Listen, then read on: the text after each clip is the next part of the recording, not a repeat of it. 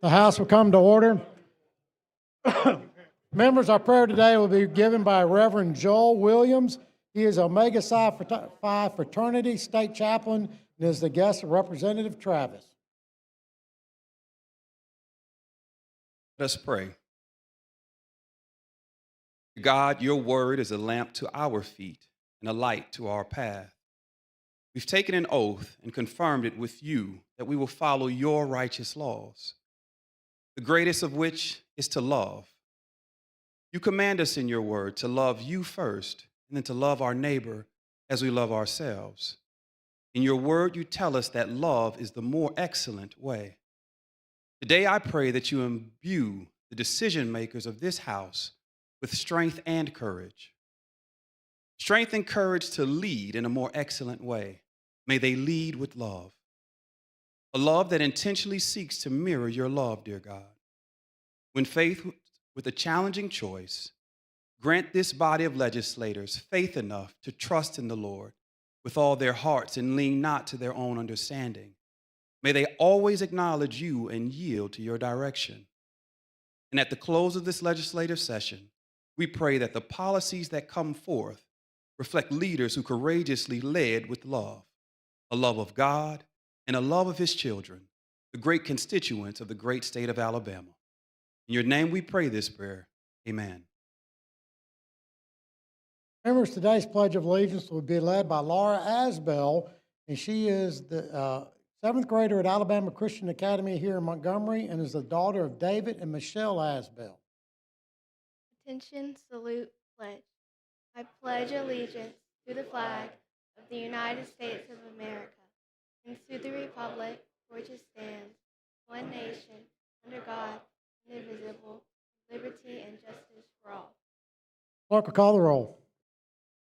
Mr. Speaker, Albright, Baker, Barnes, Bedsole, Blackshear, Bolton, Boyd, Bracey, Brinyark, Brown, Butler, Carnes, Chestnut, Clark, Klaus, Collins, Colvin, Crawford, Crow, Daniels, Datcher, Drummond, Dubose, Easterbrook, Ellis, England, Ensler, Estes, Faulkner, Fiddler, Fincher, Fort, Garrett, Gidley, Gavan, Gibbons, Gray, Hall, Hammett, Harrison, Hassel, Hendricks, Hill, Holt Jones, Hollis, Hulsey, Hurst, Ingram, Jackson, Jones, Keel, Kirkland, Lamb, Lands, Lawrence, Lee, Lipscomb, Lomax, Lovern, Marcus, McCampbell, McClammy, Mooney, Moore M, Moore P, Morris, Myrick's, Nelson, Oliver, Paramore, Pascal, Pettis, Pringle, Rafferty, Ream, Reynolds, Rigsby, Robbins, Robertson, Ross, Sellers, Sells, Shaver, Shaw, Shirey, Simpson, Smith, Sorrells, Stothagen, Standridge, Starnes, Stringer, Stubbs, Tillman, Travis, Treadaway, Underwood, Warren, Wadsworth, Witt, Wharton, Wilcox, Wood R. Yarborough.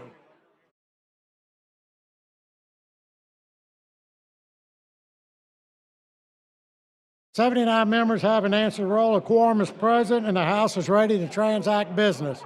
First, I'd like to recognize the President of Madison City Chamber of Commerce, Michelle Epling, and her family. Please stand. Well, welcome to the Alabama House of Representatives. They are the guests of Representative Moore, Lands, and Rigsby. Yeah. Also, Leadership Sumter County is here, and they are the guests of Representative A.J. McCampbell. Welcome to the Alabama House of Representatives. The chair recognizes Representative Travis for a special recognition. Thank you, Mr. Speaker. Mr. Speaker, I move floor privilege be granted to the members of the Omega Psi Phi fraternity. Are there any objections? Hearing no objections, floor privileges are granted. Welcome, gentlemen, to the Alabama House of Representatives, and Representative Travis, you are further recognized. Thank you, Mr. Speaker. I'm so privileged and honored to be present today with the Brothers of Omega Psi Phi fraternity. This is the fraternity I pledged at the University of Alabama back in 1979. And I'm honored to continue to be a great part of this great fraternity. And we are just privileged this today to be here with you and everything. So before we ask for the resolution, as if we would, I'll ask for the resolution to be read. Clerk will read the resolution. Whereas, we are pleased to recognize March 17th, 2026 as Omega Psi Phi Fraternity Incorporated Day in the state of Alabama.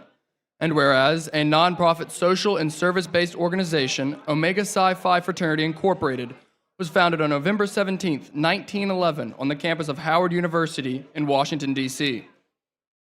There are now more than 700 chapters located in the United States and around the world, with Alabama having 33 of those said chapters, with 18 graduate and 15 undergraduate. And whereas Omega Psi Phi Fraternity Incorporated has continuously played a progressive, cooperative, and constructive role in the civic and political life of our communities, the nation, and worldwide for more than 100 years. Now, therefore, be it resolved by the House of Representatives of the Legislature of Alabama that we take great pride and pleasure in recognizing March 17th, 2026 as Omega Psi Phi Fraternity Incorporated Day in the state of Alabama. Be it further resolved that a copy of this resolution be presented to Brother Barrington L. Dames, who serves as state representative of the organization, with the highest praise and sincere best wishes for all future service endeavors. Thank you. Mr. Speaker, may I have remarks from Brother Dames? Just give him the privilege to speak. Poem says, the old man going on a long highway came at the evening cold and gray to a chasm vast and steep and wide, through which was flowing a sullen tide. The old man crossed into twilight dim, but the sullen streams had no fears for him. But he turned when safe on the other side and built a bridge to span the tide. Old man, said a fellow pilgrim near, you're wasting your strength in building here. Your journey will end at the end, and then you never again will pass this way. You cross a chasm deep and wide. Why build you this bridge at the eventide? The builder lifted his old gray head. He, good friend in the path I've come, he said, there followeth after me today a youth whose feet must pass this way. The chasm that was as naught to me, to that fair hair youth may a pitfall be. He too must cross in the twilight dim. Good friend, I'm building this bridge for him. As you stand here, as you sit here, and as you work to build bridges for others, as you represent those who cannot represent themselves, let God be your God. But most of all, remember that you are working for those who will be coming after you. May God continue to bless you in your endeavors, and may you continue to do what is right for us all. For this we ask and pray. Thank you very much.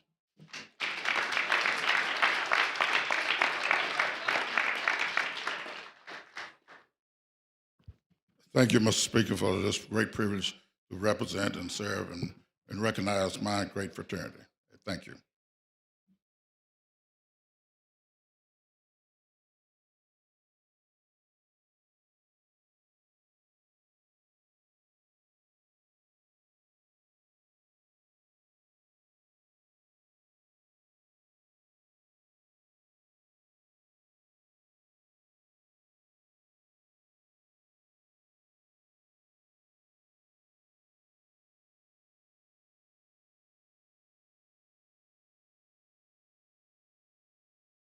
I'd like to introduce some guests in the gallery, Ty and Madeline Whitewood from the Coleman County Board of Education. Please stand, thank you. Welcome. They're the guests of Representative Albright and Myrick. And the chair recognizes Representative Garrett from Jefferson for a moment of personal privilege. Thank you, Mr. Speaker. Can I have everyone's attention, please? We're all aware of the tragedy that happened with the downing of the KC-135 aircraft in Iraq related to the war in Iran. There were 6 crew members who perished in that accident. Major John Klenner, Captain Ariana Savino, Sergeant Ashley Pruitt, Captain Seth Koval, Captain Curtis Angst, and Sergeant Tyler Simmons. 3 of those individuals were residents of Alabama. Major Klenner was a resident of Trussville. He leaves behind a 2-year-old and 7-month-old twins. Sergeant Pruitt lived just outside the district of Trussville, but Ariana Savino, Captain Savino, was also with the refueling wing. We have a member, Dickie Drake, who you remember in the past was also in the same group with the Guard in Birmingham. His son is en route over there. I'd like to ask for a moment of silence for the memory of these 6 individuals, and especially these 3 from our state.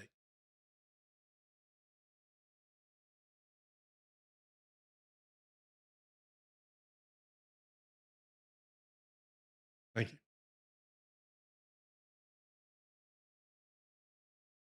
Thank you, Mr. Chairman. Our prayers are certainly with the family.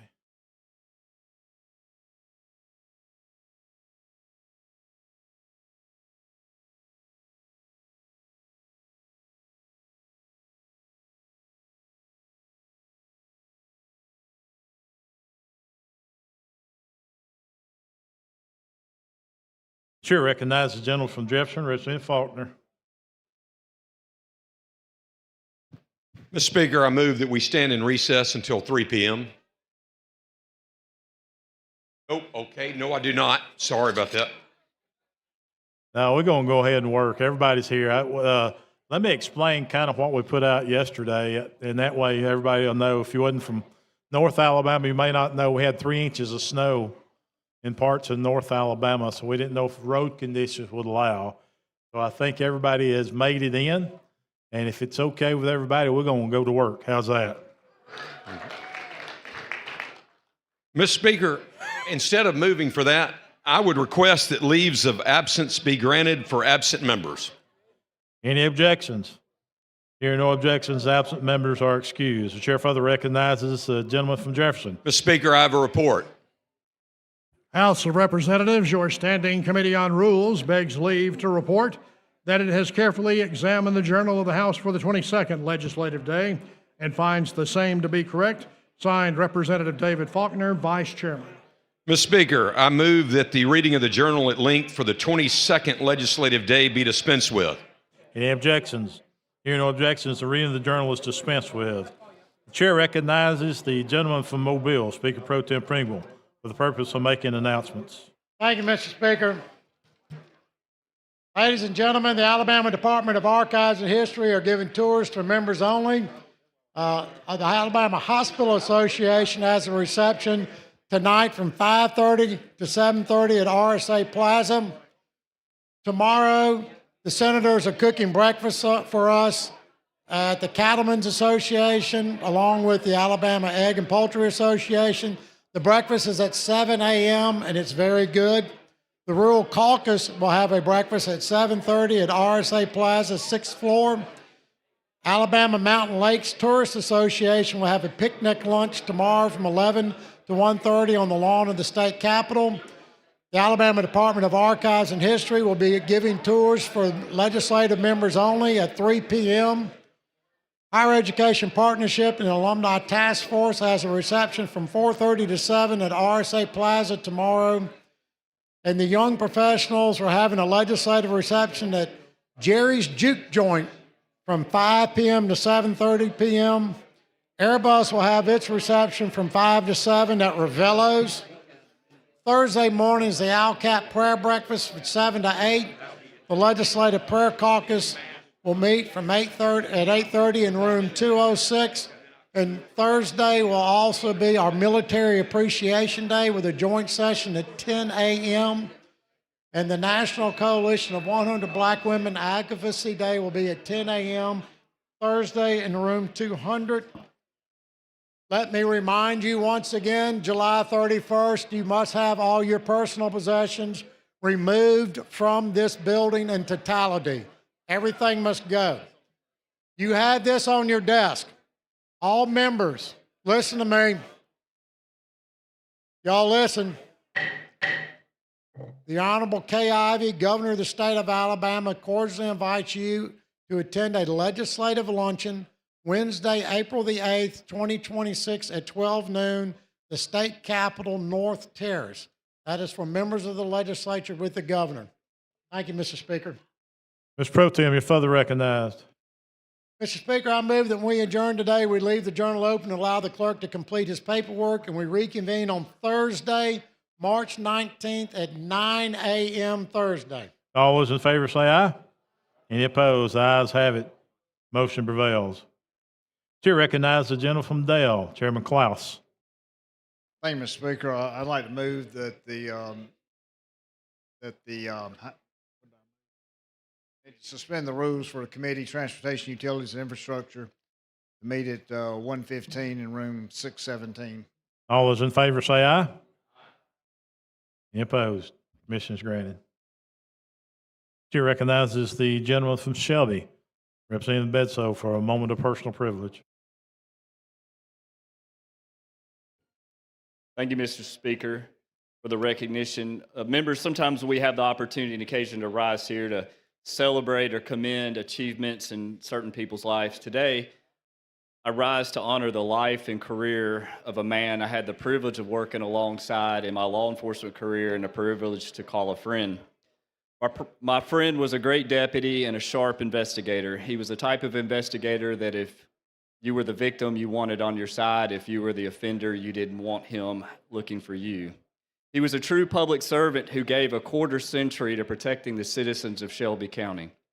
My friend recently reached his retirement, a milestone he earned through years of sacrifice. This should have been a time of celebration and satisfaction for a job well done, protecting and serving the community that he called home.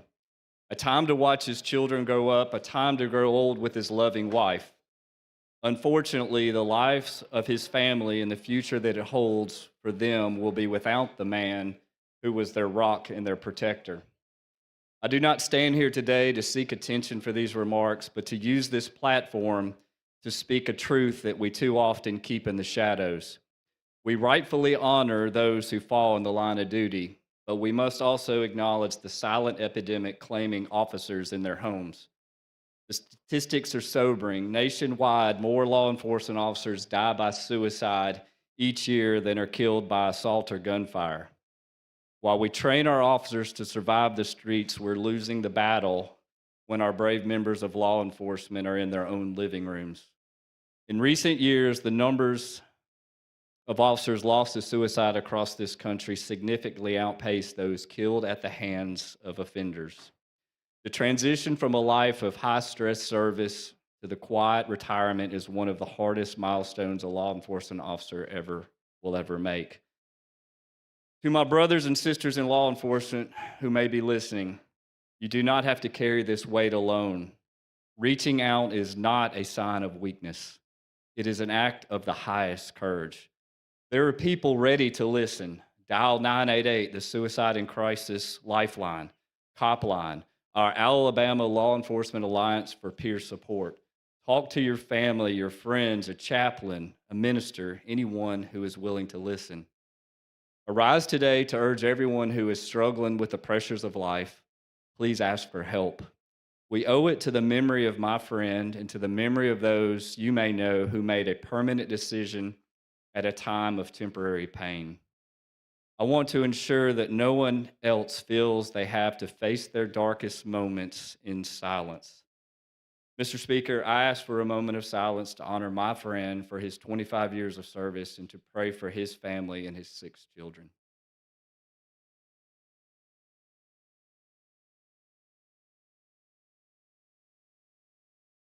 Thank you, Mr. Speaker, for the recognition, and thank you, members. Thank you, gentlemen.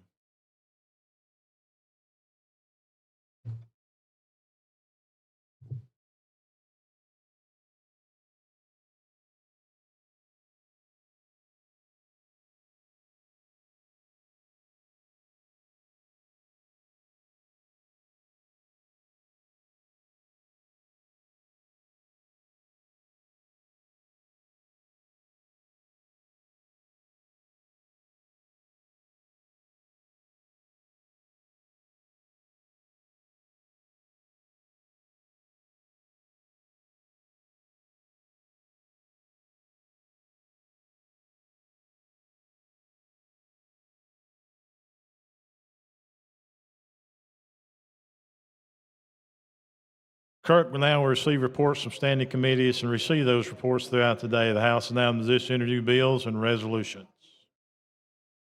House Joint Resolution number 215 by Representative Blackshear commending Ron Ingram for more than 50 years of dedication to Alabama high school athletics.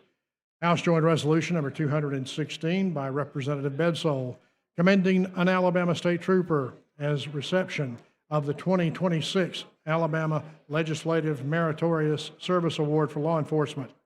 House Joint Resolution number 217 by Representative Bedsole, commending a sheriff's deputy for receiving the Legislative Medal of Honor for law enforcement officers. House Joint Resolution number 218 by Representative Bedsole, commending an Alabama State Trooper pilot for receiving the 2026 Alabama Legislative Meritorious Service Award for law enforcement.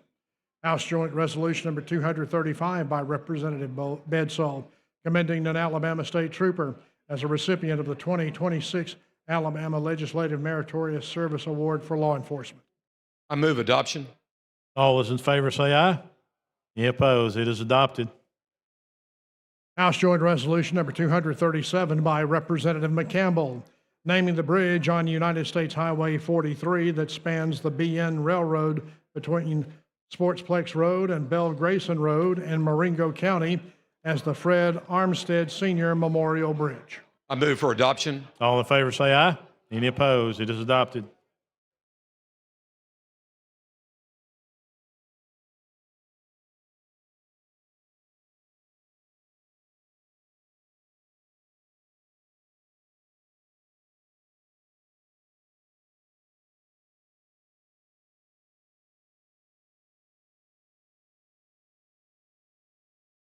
Clerk, call first uncontested local bill. On page 81 of the calendar, House Bill number 315 by Representative Moore M., relating to Jefferson County.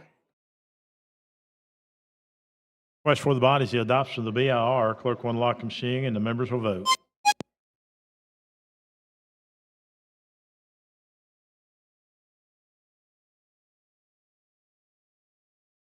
Clerk will lock the machine, record the vote. 69 ayes, 0 nays. BR has been adopted.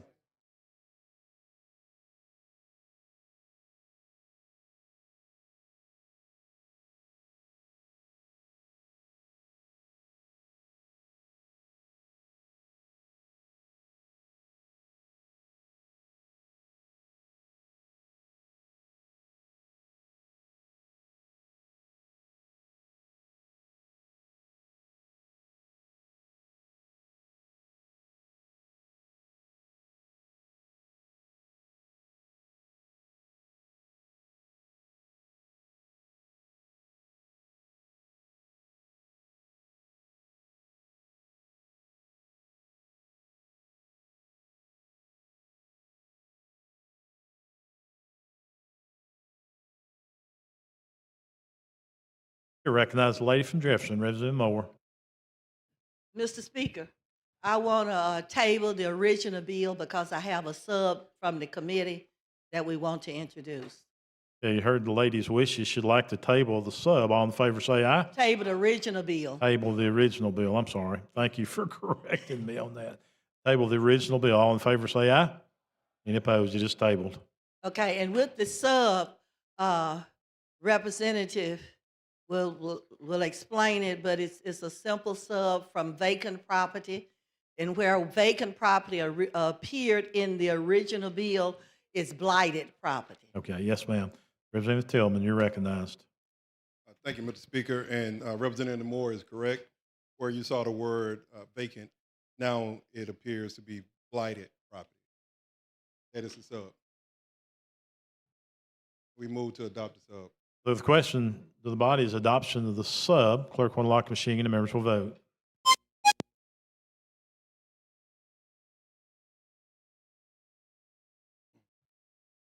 Clerk will lock the machine, record the vote. 70 ayes, 0 nays. The substitute has been adopted. Thank you, Mr. Speaker. We ask for the BR. Final passage. Final passage. Yes, ma'am. The question of the body is final passage of HB 315 as substituted. Clerk will unlock the machine and members will vote.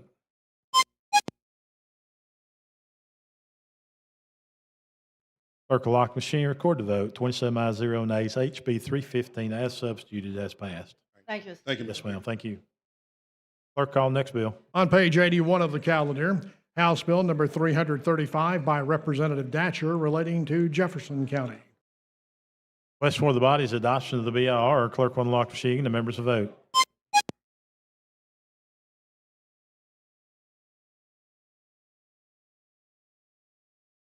Clerk will lock the machine, record the vote. 60 ayes, 0 nays. The BR has been adopted. Question now is final passage of HB 335. Clerk will unlock the machine. The members will vote.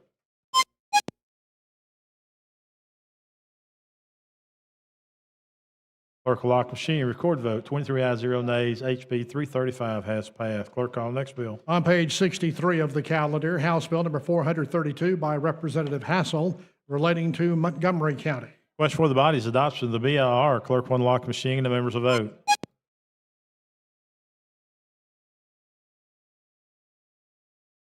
Clerk will lock the machine, record the vote. 54 ayes, 0 nays. The BR has been adopted. Question now is final passage of HB 432.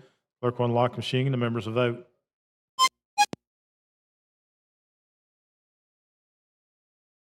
Clerk will lock the machine, record the vote. 16 ayes, 0 nays. HB 432 has passed. Clerk, call next bill. On page 80 of the calendar, House Bill number 496 with substitute by Representative Drummond relating to Mobile County.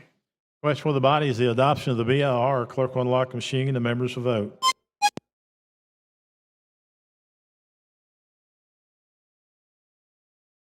Clerk will lock the machine, record the vote. 64 ayes, 0 nays. BR has been adopted.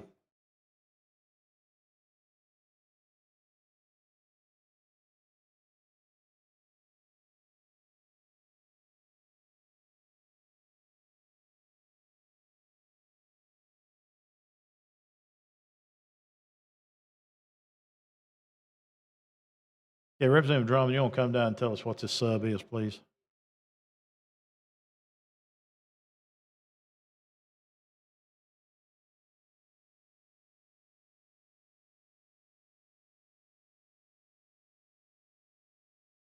Thank you, Mr. Speaker. The sub is simply just putting back to make sure that those who have homestead exemption is still included. So it's a technical amendment from the Department of Revenue. Okay, very good. Thank you for your explanation.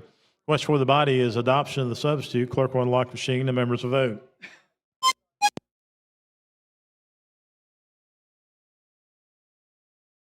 Clerk will lock the machine, record the vote. 50 ayes, 0 nays. Substitute has been adopted. Question now is final passage of HB 496. Clerk will unlock the machine and the members will vote.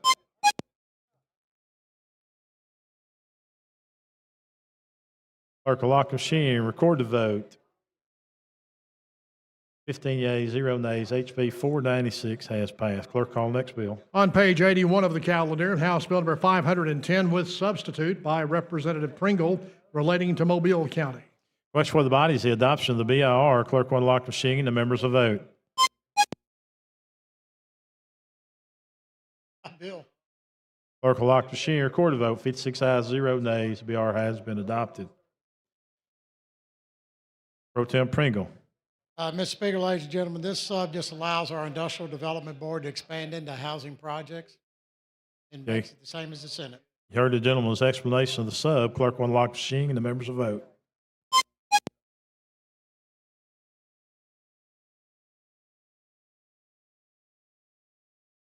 Clerk will lock the machine, record the vote. 37 ayes, 0 nays. Substitute has been adopted. Question now is final passage of HB 510.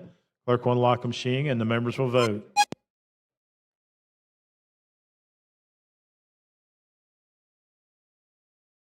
Clerk will lock the machine, record the votes. 12 ayes, 0 nays. HB 510 has passed as substituted. Clerk, call next bill. On page 80 of the calendar, House Bill number 529 by Representative Drummond relating to Mobile County. Question for the body is the adoption of the BIR. Clerk will unlock the machine and the members will vote.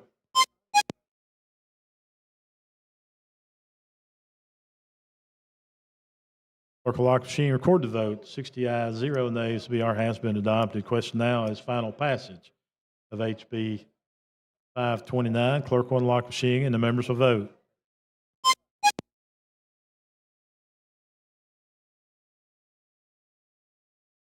Clerk will lock the machine, record the vote. 16 ayes, 0 nays. HB 529 has passed. Clerk, call next bill. On page 62 of the calendar, House Bill number 556 by Representative Lawrence relating to Montgomery County.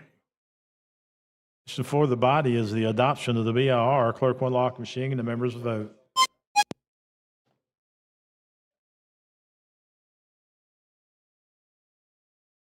Clerk will lock the machine, record the vote. 53 ayes, 0 nays. The BR has been adopted. Representative Hassel, you're recognized. We have an amendment on this bill. We're going to replace line 20 through 42 on page 1 through 2 with the following: Alabama 1975, the county commission shall deposit the monies into the fund. With section B, the largest municipality in Montgomery County shall. Clerk, see the amendment. Amendment to House Bill number 556 by Representative Hassel. Okay, you've heard the gentleman's explanation of the amendment. Clerk will lock the machine and the members will vote.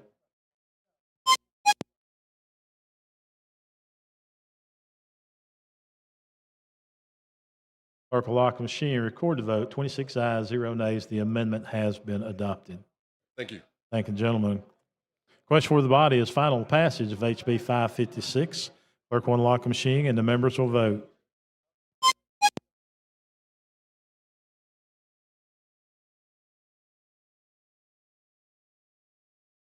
Clerk will lock the machine, record the vote. 10 ayes, 1 nay. HB 556 as amended has passed. Clerk, call next bill. On page 82 of the calendar, House Bill number 564 by Representative Gavan relating to Jefferson County.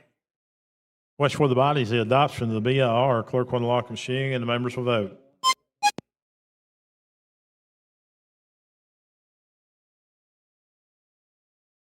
Clerk will lock the machine, record the vote. 55 ayes, 0 nays. BR has been adopted. Question now is final passage of 564. Clerk will lock the machine and the members will vote.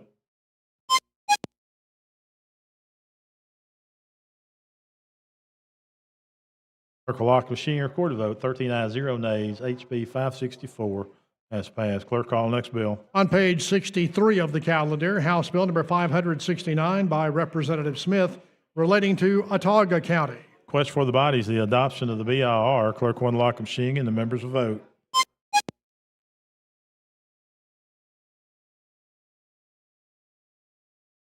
Clerk will lock the machine, record the votes. 53 ayes, 0 nays. BR has been adopted. Question now is final passage of 569. Clerk will lock the machine and the members will vote.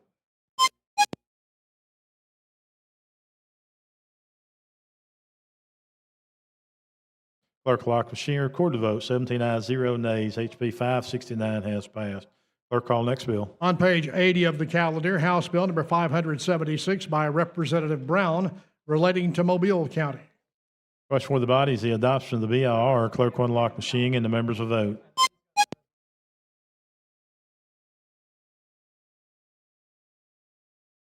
Clerk will lock the machine, record the vote. 50 ayes, 0 nays. BR has been adopted. Question now is final passage of HB 576. Clerk will lock the machine and the members will vote.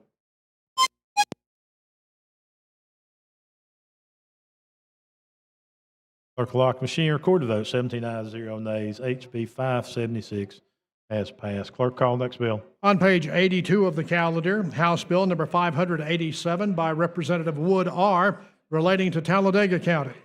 Question for the body is the adoption of the BIR. Clerk will lock the machine and the members will vote.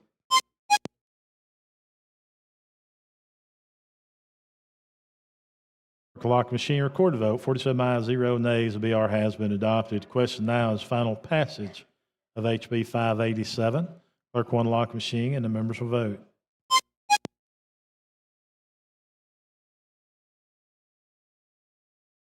Clerk will lock the machine, record the vote. 16 ayes, 0 nays. HB 587 has passed. Clerk, call next bill. On page 81 of the calendar, House Bill number 606 by Representative Fiddler relating to Baldwin County. Question for the body is the adoption of the BIR. Clerk will lock the machine and the members will vote.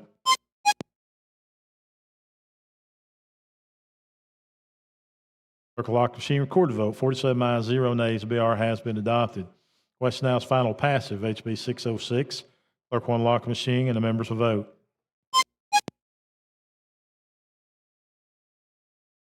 Clerk will lock the machine, record the vote. 16 ayes, 0 nays. HB 606 has passed.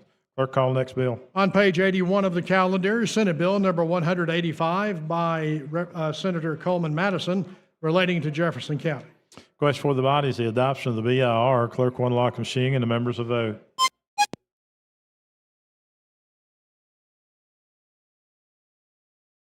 Clerk will lock the machine, record the vote. 53 ayes, 0 nays. BR has been adopted.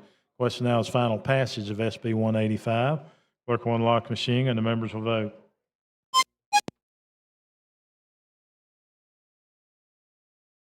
Clerk will lock the machine, record the vote. 18 ayes, 0 nays. SB 185 has passed. Clerk, call next bill. On page 29 of the calendar, Senate Bill number 241 by Senator Woods relating to Walker County. Question for the body is the adoption of the BIR. Clerk will unlock the machine and the members will vote.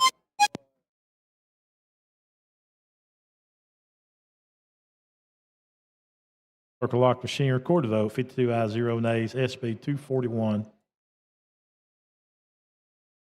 BR has passed.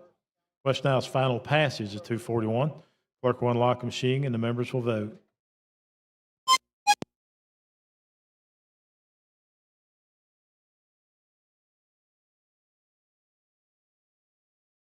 Clerk will lock the machine is record the vote. 12 ayes, 0 nays. SB 241 has passed. Clerk, call next bill. On page 48 of the calendar, Senate Bill number 295 by Senator Barfoot relating to Montgomery County. Question for the body is the adoption of the BIR. Clerk will unlock the machine and the members will vote.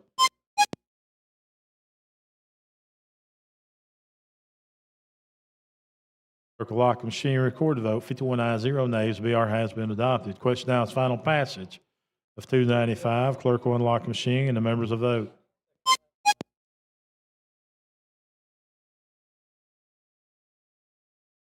Clerk will lock the machine, record the vote. 9 ayes, 0 nays. SB 295 has passed. Clerk, call next bill. On page 63 of the calendar, Senate Bill number 324 by Senator Hovey relating to Tallapoosa County. Question for the body is the adoption of the BIR. Clerk will unlock the machine and the members will vote.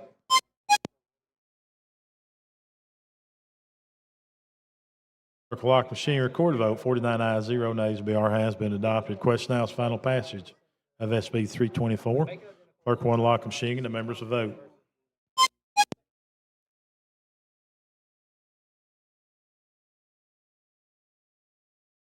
Clerk will lock the machine, record the vote. 10 ayes, 0 nays. SB 324 has passed.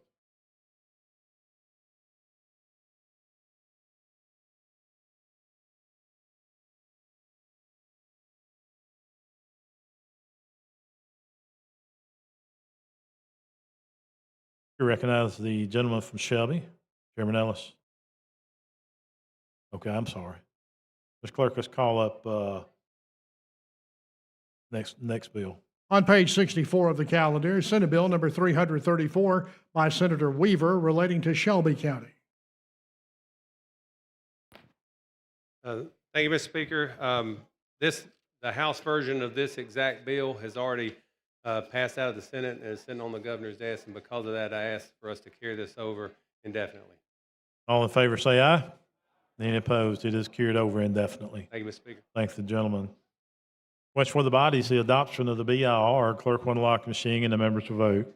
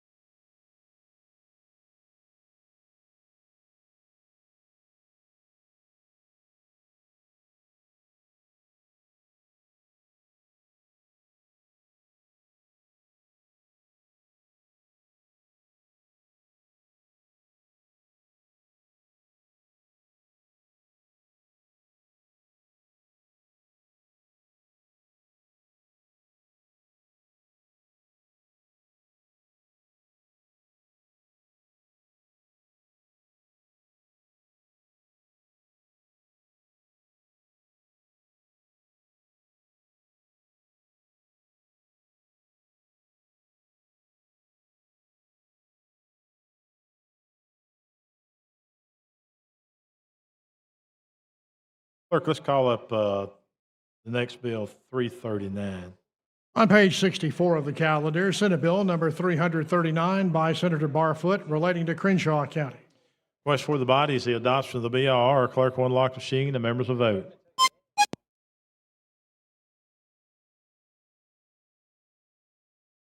Clerk will lock the machine, record a vote. 47 ayes, 0 nays. BR has been adopted. Question now is final passage of SB 339. Clerk will unlock the machine and the members will vote.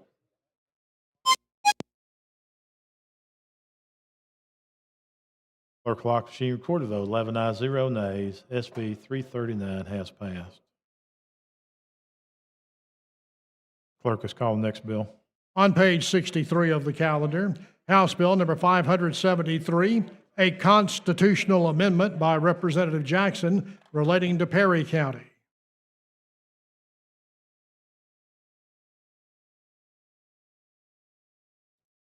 Representative Jackson here today.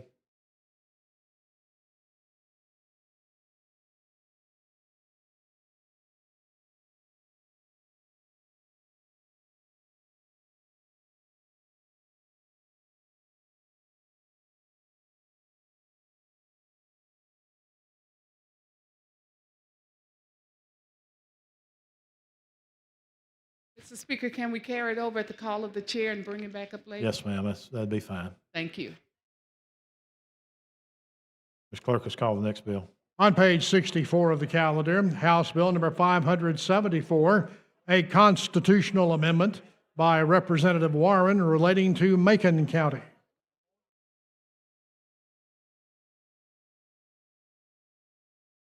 Thank you, Mr. Speaker. Can we carry it over at the call of the chair? Yes, ma'am, we can. Thank you. We'll be back up in a moment. Thank you. Ms. Clerk is calling the next bill.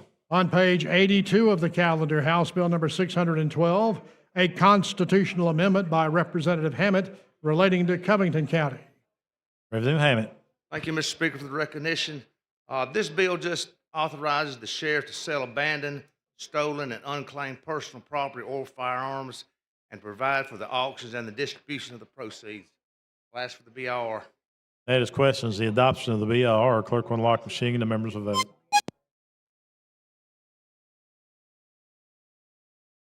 Clerk will lock the machine and record the vote. 61 ayes, 0 nays. BR has been adopted. Final passage, Mr. Speaker.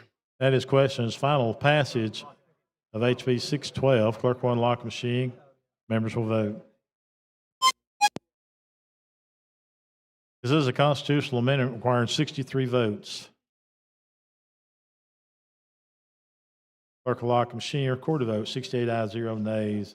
HB 612 has passed. Thank you, Mr. Speaker. Thank you, body. Thank you, gentlemen. Question now for HB 612 is local application. Clerk will unlock the machine and the members will vote.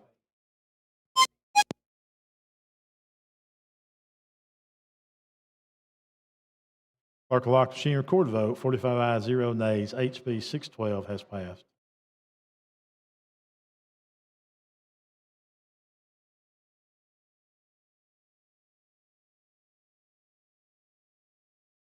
Chair recognizes the gentleman from Jefferson, Representative Faulkner.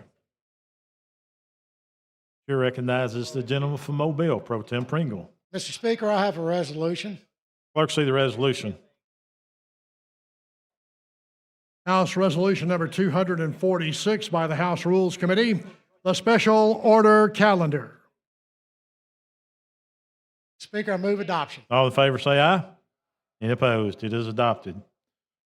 Clerk, call first bill on special order calendar. On page 61 of the calendar, Senate Bill number 247 by Senator Jones relating to insurance. Pro Tem Pringle, you're recognized.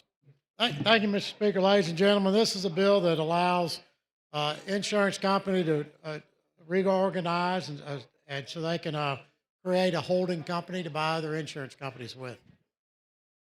Chair recognizes the gentleman from Lauderdale, Representative Harrison.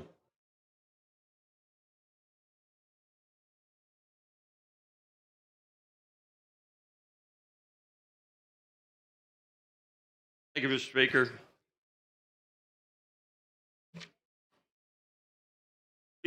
Blue Cross Blue Shield of Alabama has a de facto monopoly in Alabama. They have roughly 90% of the market and 97% of the small group plans. No hospital in Alabama, no provider in Alabama can survive without participating in the Blue Cross Blue Shield plan unless they're just cater to the rich and can make it on their own. Unless you can go for fee for service, you can't survive. Now, Blue Cross Blue Shield is organized under Title 10A of the code. Other insurance, their competitors, are organized under Title 27 of the code. Now, organizing under Title 10A gives them specific advantages. Number one, it reduces insurance regulation. Entities organized under certain Title 10A provisions are not automatically subject to insurance statutes unless specifically incorporated. And this is an important point. Unless it is specifically, unless the legislature specifically passes legislation that includes them in the whatever insurance regulation, then they are exempt from that. Okay, there's numerous examples, but that's a major one that they have to have. It has to be legislated to be under the insurance regulations. So they have reduced insurance regulations. They have more corporate flexibility. They have more flexible governance structures. They can do nonprofit or for-profit forms. They have broader business activities. And it's easier subsidiary creation. Insurance companies under Title 27 are often restricted to insurance-related activities. They can't do anything else, but Blue Cross Blue Shield can. There's also easier recognition, reorganization, and holding company structures. That's what this bill addresses also. So we've given them all these competitive advantages, and now they're saying that they want the ability to do what the Title 27 insurance companies can do. Okay, we want to give them that capability. And my response to that, because they want to acquire out-of-state entities, and they can't do that unless we pass this legislation allowing them to do that. But the other insurance, for the for-profit insurers that are under Title 27, they go automatically do that. So we're going to give them another, in addition to the competitive advantages that they have now, we're going to give them what the other insurers have. And my response to that, if they want that ability, then they need to reorganize under Title 27. And something tells me that they wouldn't want to do that. They want their cake and eat it too, and eat their competitors' cake too. So that's not a good idea. Now, they have said that this legislation will not affect the premiums either going up or down. I have a hard time believing that, especially long term. But nobody's been able to explain to me how you can take 25% of their assets, up to 25% of their assets, and move them over and use them to acquire other plans. And that money was meant, those are premiums, okay? That money was meant for reimbursements and benefits, and you're moving that up, you're moving that over, you're taking that out of the mix. So how is that not going to affect the premiums or, more importantly, the reimbursements for hospitals and providers? Hospitals and physicians have repeatedly tried to apply provided protection laws to these plans. The courts have ruled that unless that the statute explicitly names them, like we mentioned before, the laws did not apply to them. They get into the court, the physicians and the hospitals sue Blue Cross, and the Blue Cross says it doesn't apply to them. And the court said, you're right. Now, the other insurers have to have those provisions, but Blue Cross doesn't have to have those provisions. So they can take up to 25% of the assets. So if you look at what those assets are, I've got a copy of their annual summary, the 2025 annual summary, and their assets are listed as $6.45 billion. Their liabilities are listed as $2.6 billion, and the remainder of that is called surplus, unassigned funds surplus. That amounts to $3.56 billion. Okay, so they're unassigned funds, and that's the surplus premiums, and they treat this as is corporate profits because they're under corporate law, under Chapter 3 of that Title 10A. So they're using that money to go out and buy other plans. So anyway, and I would make a point about this. When I went to research this, I spent most of the weekend research. I know it doesn't sound like I have, but I've spent most of the weekend researching this issue, and I can go and request the plan from the Commissioner of Insurance. I did that, but it's not on the website. It's not on the internet anywhere. I don't know if Joe Blow can go out there and request the annual summary. It's not readily available. Also, I found out, of course, I can go to the Title 27 folks and I can Google what their CEO, their executive pay is. Okay, I can't do that with Blue Cross Blue Shield. There was a bill passed, SB 147 in 2015, that by Slade Blackwell, that prevented them or made them, they had the ability to shield the executive pay. And it probably shielded their annual summary also. So, you know, the other guys, they have to reveal those. They've got IRS requirements, they got SEC requirements, but Blue Cross, because this body passed this law, it shielded them from disclosing that. And so that's not good. Also, there was a lawsuit back in 2012, and it was finally settled in last year, 2025. And what that did, they were found liable for anti-competitive practices. And that was, there were two tracks of the settlement. One was the provider, one was for the subscriber. And that was over $5.5 billion. $5.5 billion. All right. And Alabama's portion of that, although it wasn't disclosed in the court documents, they probably had to pay $200 million or $250 million, somewhere in that range. Now, the damage, the estimated damage in that was almost $8 billion. And they were fined $200 to $250 million. Okay, so it looks like that crime kind of pays in Alabama. Okay, you get sued for sued for $8 billion, and then you have to pay $200 to $250 million. Kind of like Citibank, you know, you steal millions, and then you're fined, steal billions and fine millions, or in the case of Citibank, steal trillions and fine billions. And that's just not right. I think we need to give time for Alabama Blue Cross Blue Shield to compete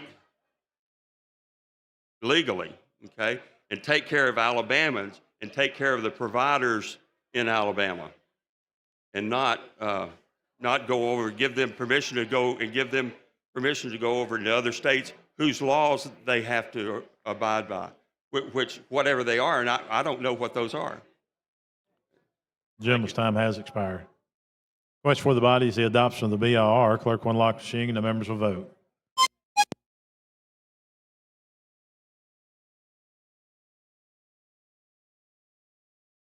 Clerk will lock the machine. Record the vote. 89 ayes, 4 nays. The BR has been adopted. Mr. Pro Tem. Mr. Speaker, I move final passage. That is question final passage of SB 247.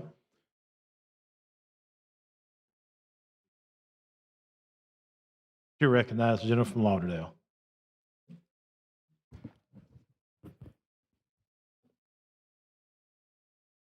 Speaker, I have an amendment. Clerk, see the amendment. Amendment to Senate Bill number 247 by Representative Harrison. Representative Harrison, you care to explain your amendment, please? Yes, sir. There are about 4 points to this amendment. Let me get over to them. Okay, this amendment basically says that they cannot transfer over 20% of the reserves to the holding company that were initially allowed under the current legislation. Number 2, the new holding company would include 5-member oversight board, 3 members appointed by the governors and Speaker of the House and Senate Pro Tem, with 2 additional at-large members selected by the 2 organizations, private or public, covered by Blue Cross Blue Shield health insurance based on the total number of lives covered within Alabama. And I would say that the public entity would be PHIP and the private, whoever that is. Each member would serve for a 3-year non-consecutive term. Number 3, 80% of all profits generated by the new holding company would be returned to reserves to allow rebates to the insured to offset premium increases. You know, their insurance regulations, their surplus premiums have to be, they have to do something with them, return them to the premiums. And you've had, you know, several insurance companies that have returned premiums. You certainly haven't seen that from Blue Cross Blue Shield. And number 4, all new rate increases cannot exceed the core healthcare inflation rate as determined by the Department of Labor. That's it. How does the sponsor receive this amendment? Let me just, I mean, a 5-member government-appointed board to oversee a private corporation? How would, I mean, let's talk There- about this. I mean, okay, if so- you own a business, don't you? Right. How would you like it if the government stepped in and said, we're going to appoint a board to oversee the operation of your business that you own? Where they have special privileges right now. But they are, Yeah. they're a nonprofit company, but it's still not a publicly traded company. Right. That's the And- reason why you don't see their salaries. You only see salaries of publicly traded companies, Right. not private, Yep. nonprofits. They did up until 2015. I understand that. We passed that in 15, but private, For what reason? nonprofit, I don't remember, but that was, what? Okay, I don't remember Yeah. things that. But it's a private, nonprofit company, just like hospitals. They don't divulge their executive salaries either. Nonprofit, okay? Nonprofit is different for not-for-profit, and nonprofit is just a tax status. It is not a business plan. Well, Mr. Speaker, I know where this is coming from, and with that, I move to table. Okay, you heard the gentleman's wishes. He moves to table.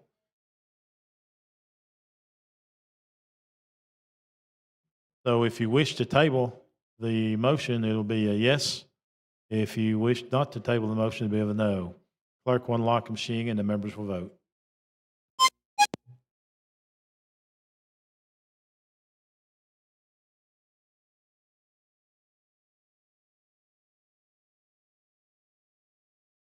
Ninety-six ayes, 2 nays. The table of motion prevails. Chair recognizes the lady from Madison, Representative Hall.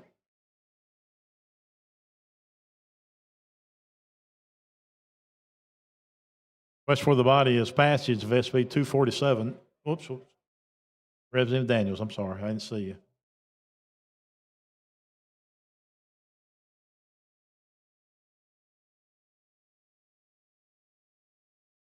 Speaker, my question was really for the guy, the gentleman, representative that was here, Harrison. And so I think that the sponsor already asked those questions that I was asking about a private corporation and how government intervention is not necessarily something that we have. So it was really germane to what the previous speaker more so than. Okay, thank you. Request for the body is final passage of SB 247. Clerk will unlock the machine and the members will vote.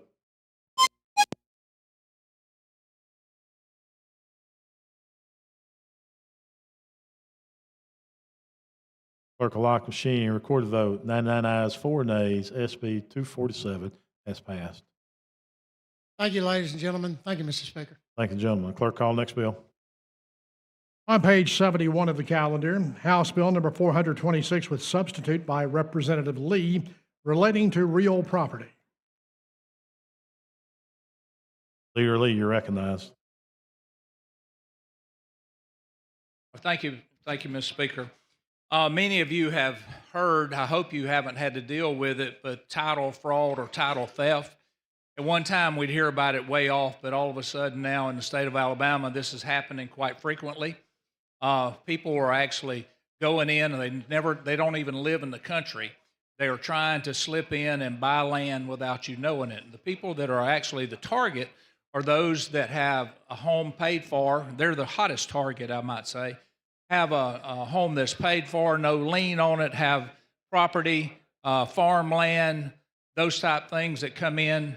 Those people come in and actually make a quick buy, and the people that own the property have no idea that that's taking place for months later until they see some sort of activity on the property.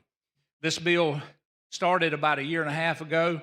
I'm not an attorney, nor am I a real estate agent, but I work with the realtors, and then they have worked for almost well over a year with a lot of people to get this in order. It's kind of think of it as two buckets.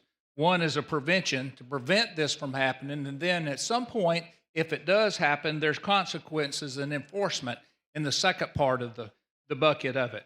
But we've had people such as bankers, title agents, realtors, probate judges, county commission, secretary of state, Zillow, and trial lawyers to work on this bill. And I will tell you, with all the work that's been done, I don't think that there is a problem as far as anyone in this group. Matter of fact, I know there's not.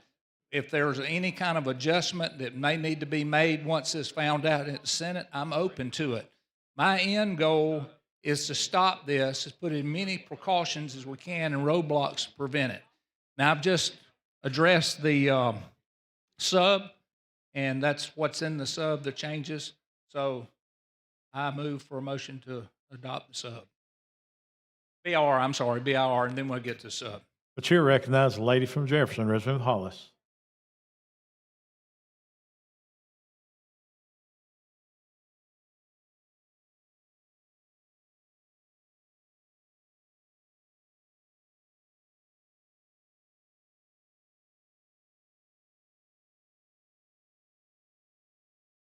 Representative Hollis, it's good to have you back. Hope you're feeling better. Thank you, I am, sir, and thank everyone for checking on me, the texts, the phone calls, the flowers, the cards. Thank you. It made me feel real good. Representative, how are you? Doing well, thank you. I want to thank you for including me and talking to me about this bill. Can you just explain it one more again on what this bill does? All right, what it does, it helps prevent this from happening, puts up roadblocks. It also has a second part in it that enforces it if it does. There is a group that has been charged with the Securities Commission, giving them the authority to do the investigation. And in here, it talks about the consequences and who and steps that they would go through once this happens. So I think it's important that we get someone, rather than 4 or 5 different groups working on it. When you spread that involvement, no one takes responsibility for it. Today, the best group is the Securities Commission. And the reason I say that is they've been doing it. We need to give them full authority to handle it. And then what does the sub do? What does the sub do when it comes up? To be honest with you, I don't know exact change in the sub. I've just explained the end of it, because it's changed about 3 times. Okay, but it is to protect on what we do. Absolutely. Our goal at the end of the day is to protect the land or home owner.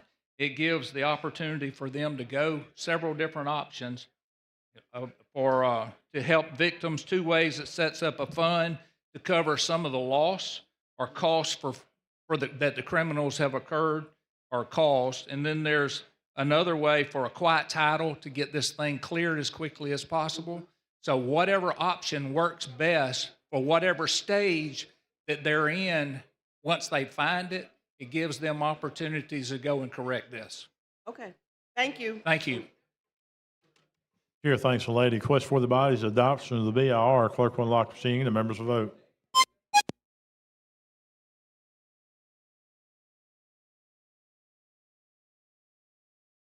Clerk will lock the machine. Record the vote. 105 ayes, 0 nays. BR has been adopted. Mr. Leader. Mr. Speaker, I move for adoption of the substitute. Gentleman's already explained the sub. Question for the body is the adoption. Clerk will unlock the machine and the members will vote.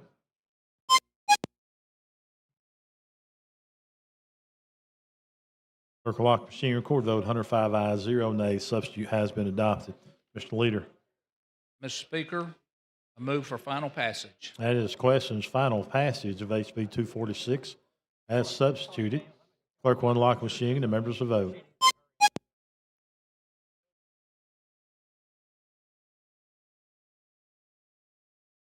Clerk will lock the machine. Record the vote. 104 ayes, 0 nays.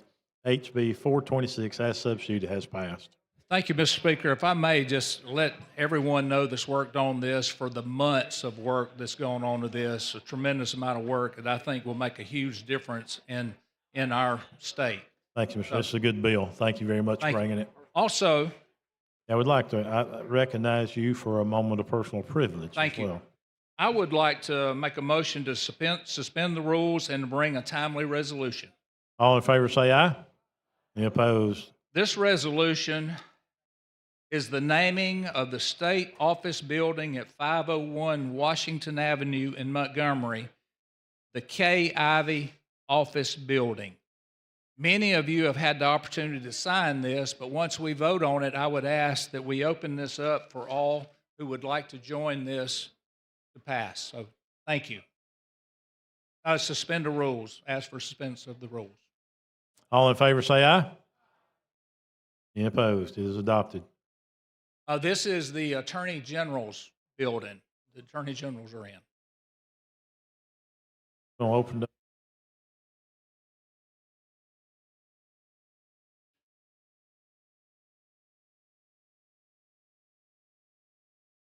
Okay, is any member objecting to be added as a co-sponsor? If so, say aye. Not? It's unanimous. Leader Lee, Thank you. I move for that to be adopted. I think we've already adopted it. Yes, sir. Thank everyone for two things, that and my bill. Appreciate it. Thank you. Clerk, call next bill. On page 65 of the calendar, House Bill number 475 with substitute by Representative Butler relating to the Public Service Commission.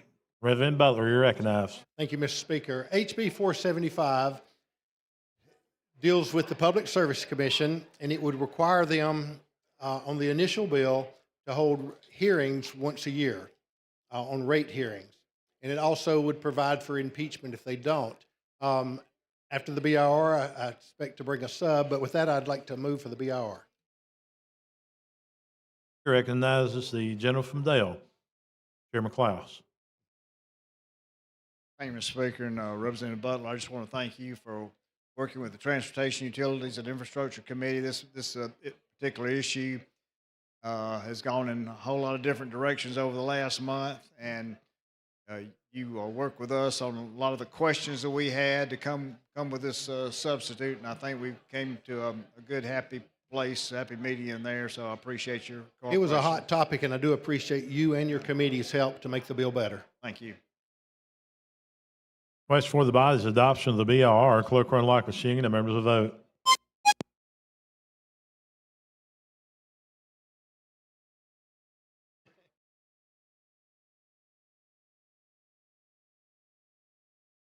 Clerk will lock the machine. Record the vote. 95 ayes, 0 nays. The BIR has been adopted.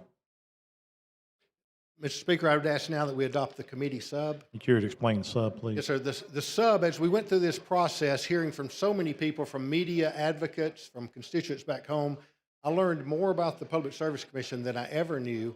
And I learned that literally just a rate hearing did not get the job done. What we need to have is a rate case hearing.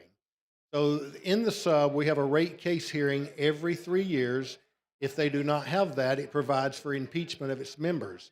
It would provide, if the president's the only one that can call the meetings, if the president does not call the meeting and advertise the meeting to the public, the president would face impeachment. And then if the members do not participate in the meeting without an excused absence, they would be, subject to impeachment as well. And the other thing the bill does is it caps the utility at the regional average, so they can't exceed that of our bordering states. But with that, I would move for adoption. You heard the gentleman's explanation of the sub. Clerk will lock the machine and the members will vote.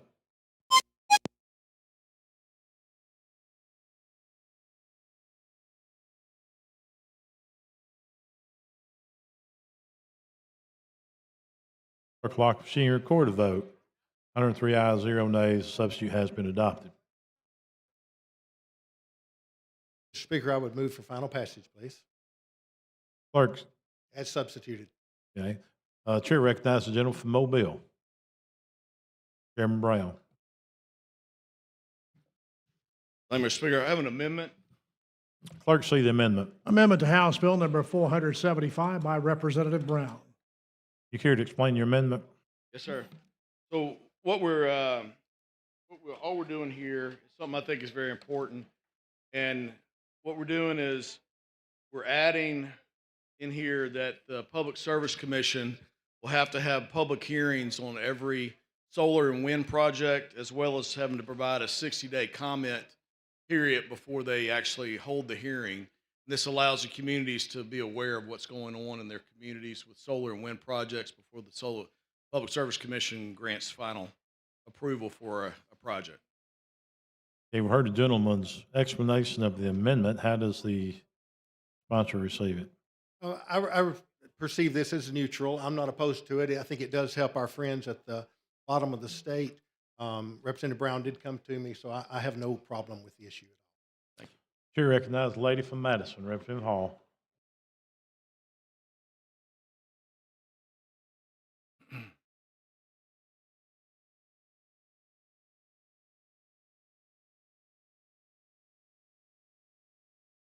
Thank you, Mr. Speaker. Would the gentleman yield? Yes, ma'am. Would you help me to understand where are you putting that in this?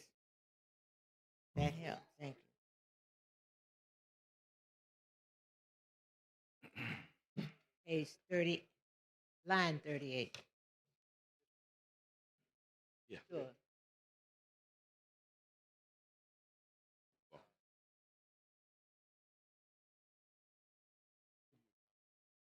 While they're working on that, we have some guests in the gallery, the junior ambassadors from South Baldwin Chamber of Commerce, and they are the guests of the Baldwin County delegation.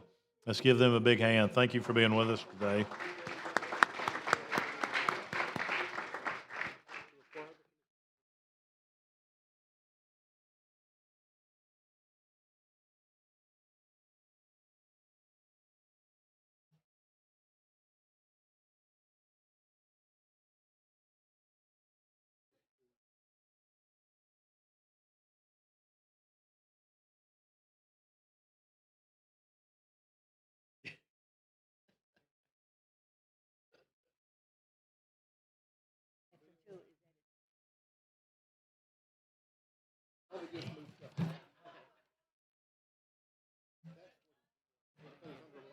Also, we have former Representative Mike Dean is in the house. Welcome back to the House, Representative Dean.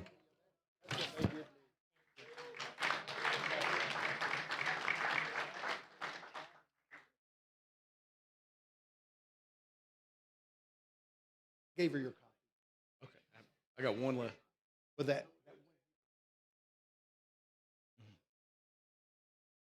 So the question is the amendment. Chair recognizes the gentleman from Mobile speaking on the amendment.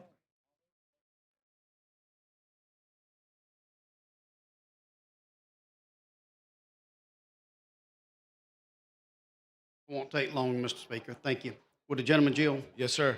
I just wanted to ask everybody to please support this amendment. This has become a big issue in my district down in Mobile County. I know we've had over 10,000 acres that have been purchased in the last 8 to 9 months, maybe a little bit longer, to put solar farms in that no one knew about up until the last week. So thank you for bringing this amendment. Yes, sir. Chair recognizes the gentleman from Talladega, Representative Robbins.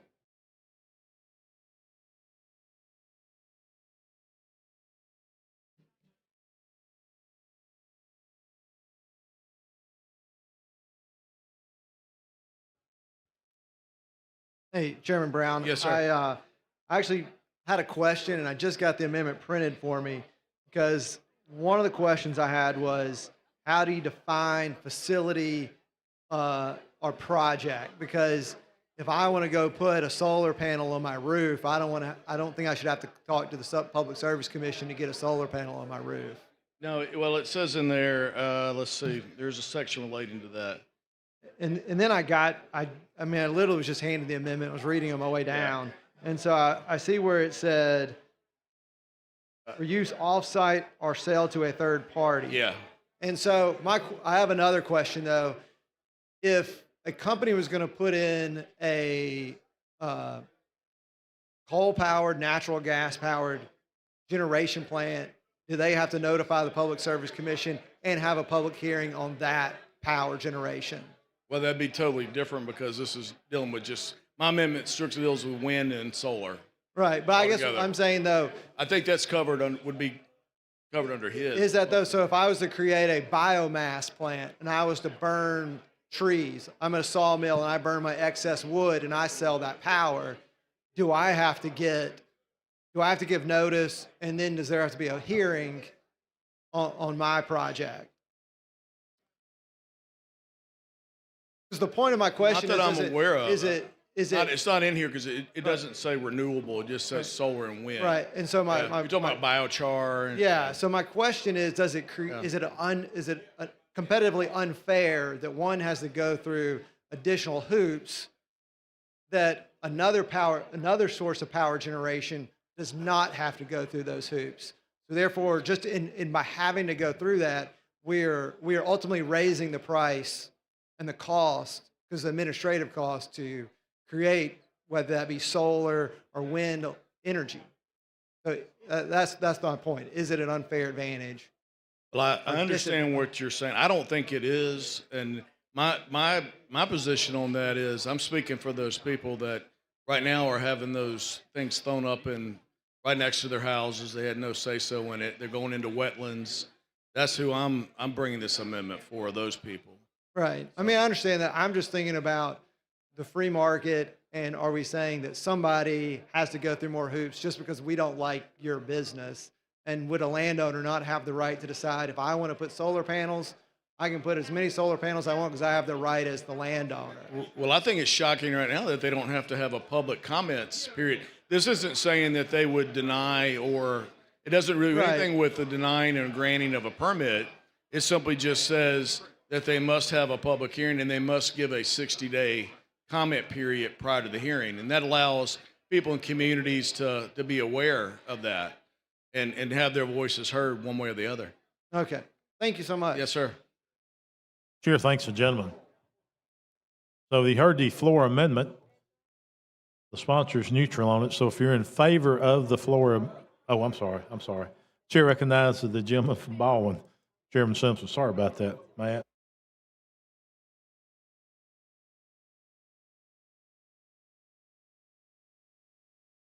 I've been too quiet this session. You're not used to seeing my light. Mr. Chairman, I want to thank you for bringing this amendment. I know a lot of people have had the argument that said this is private property rights, but this isn't a situation of private property rights, because you don't have the right to affect other people's property with your property. You don't have the right to have stormwater runoff or damage to potentially the Tensas River or to our Mobile Bay just because it's your property. You have to go through a permitting process. There's a review process. There's a litany of things you have to go through environmental-wise to protect our environment that's just not being done currently in the law. The citizens of Stockton, which is an unincorporated area in Baldwin County of about 600 people, that area has had this issue pop up like you're speaking of, and they live right on the water. And the concern is when you move dirt, when you move things around, the stormwater runoff can cause significant damage. If we wait, if we don't allow some type of regulation over that damage, it's unrepairable. If the damage is done, we can't unring that bell.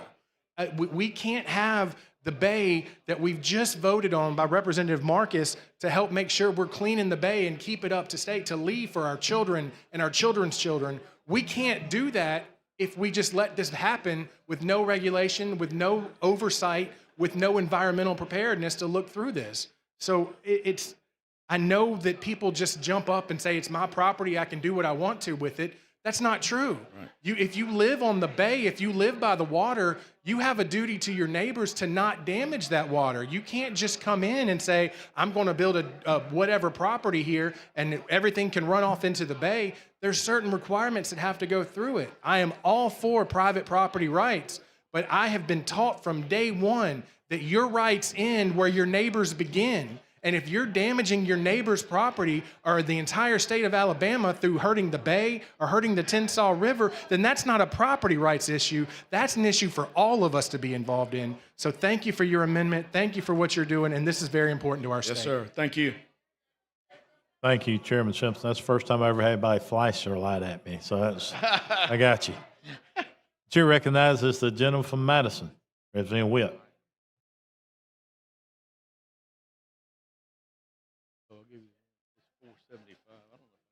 Thank you, Mr. Chairman. With the gentleman, I'll just go ahead and start talking. There you are, Chairman Witt. Good to see you. That's all right. This seems to be an issue for South Alabama.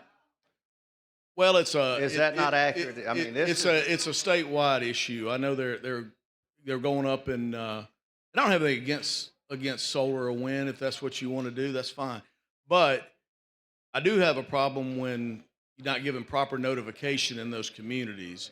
So, there's projects that are going on in the black belt of our state and in other areas of our state, and I think it's the people have a right to know if that is coming. So should we adopt legislation here in the state of Alabama, statewide bill for something specifically for two counties in South Alabama that's having issues? I look over at my friend from Covington County who's having the same argument in his county. Well, I would say this isn't a two-county issue, though. It's a state issue. Yeah.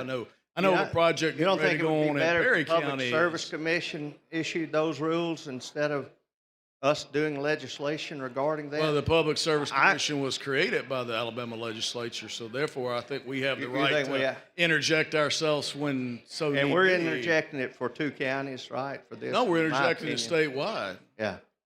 Well, I mean, You're I a TVA, certainly so respect, you have I the- respect the gentleman's opinion, Representative Simpson before me, and certainly yours. But oftentimes, and it appears to me that we try to resolve local issues with state bills. And I think that's what we're trying to do here with this amendment. And, you know, I know that why you're bringing it, but I am a private property rights guy and always will be one. I don't want anybody sitting on a half acre to tell me what I'm going to do on a 100-acre farm. If I want to spread chicken manure on it, if I want to dig it up and make a baseball field or whatever, or put lights out there, I want to be able to do that in the county. And we're creating zoning laws through legislation with this amendment. Mr. Speaker, thank you for your acknowledgement. Thank you, Mr. Brown. All Thank we're doing here is saying you have a public hearing. You have to have a public hearing, and you have to give notice. 60 days. People have a right to have a comment. That is it. The chair recognizes the lady from Cherokee, Chairwoman Shaver.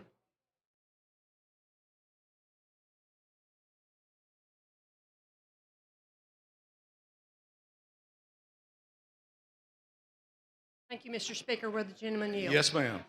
I would just like to add that I'm in Northeast Alabama and I support your amendment. Y'all are just the ones of the day having to fight this fight. I have fought this fight in Northeast Alabama, and that's one of the reasons why I'm here. And I believe in private property rights too, and I have the right to enjoy my property. And when other things happen that takes away my property values and my enjoyment of my property, then that's I have an issue with that too. So I support your amendment. It's not just a two-county issue. That's just what it is right now today. Thank you. Yes, ma'am. Thank you. The chair thanks the lady. Question for the body is the adoption of the amendment. You vote aye. If you're opposed to the amendment, your vote will be no. Clerk will unlock the machine and the members will vote.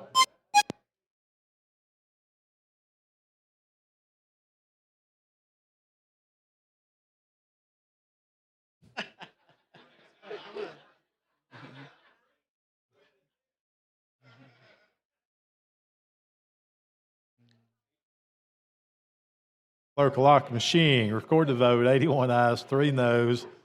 The amendment has been adopted. Thank you, Mr. Speaker. Thanks, the gentleman. Mr. Butler. Yes, Mr. Speaker, I'd move for final passage, please, as substituted. That is the question's final passage, substitute and amended. Clerk will lock the machine. Boy, you almost missed it. Chair recognizes the gentleman from Talladega, Representative Robbins.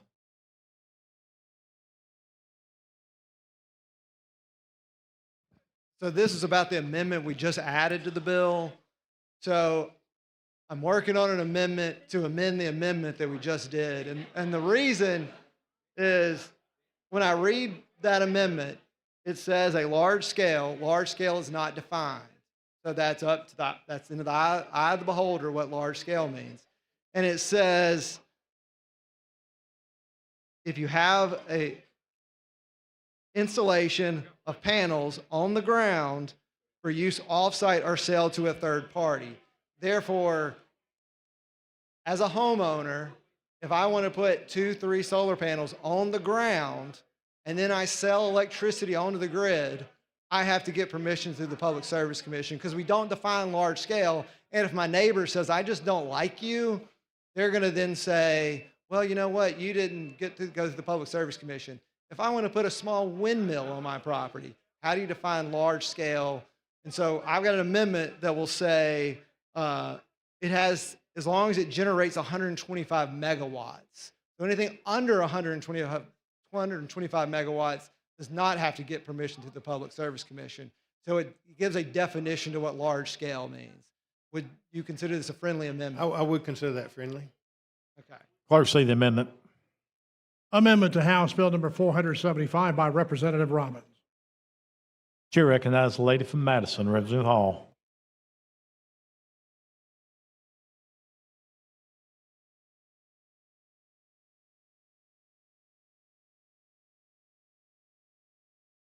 Thank you, Mr. Speaker. The gentleman here, now when you amend the amendment, what page are you on?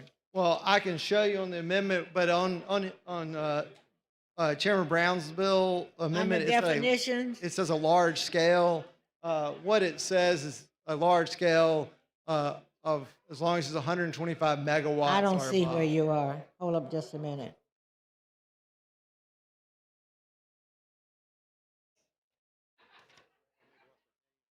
So It just says as long as it generates 125. No. can you, No. would the gentleman wait till I get finished answering my question, asking my question? So what is your amendment? What line, what place does your amendment state on, that you have?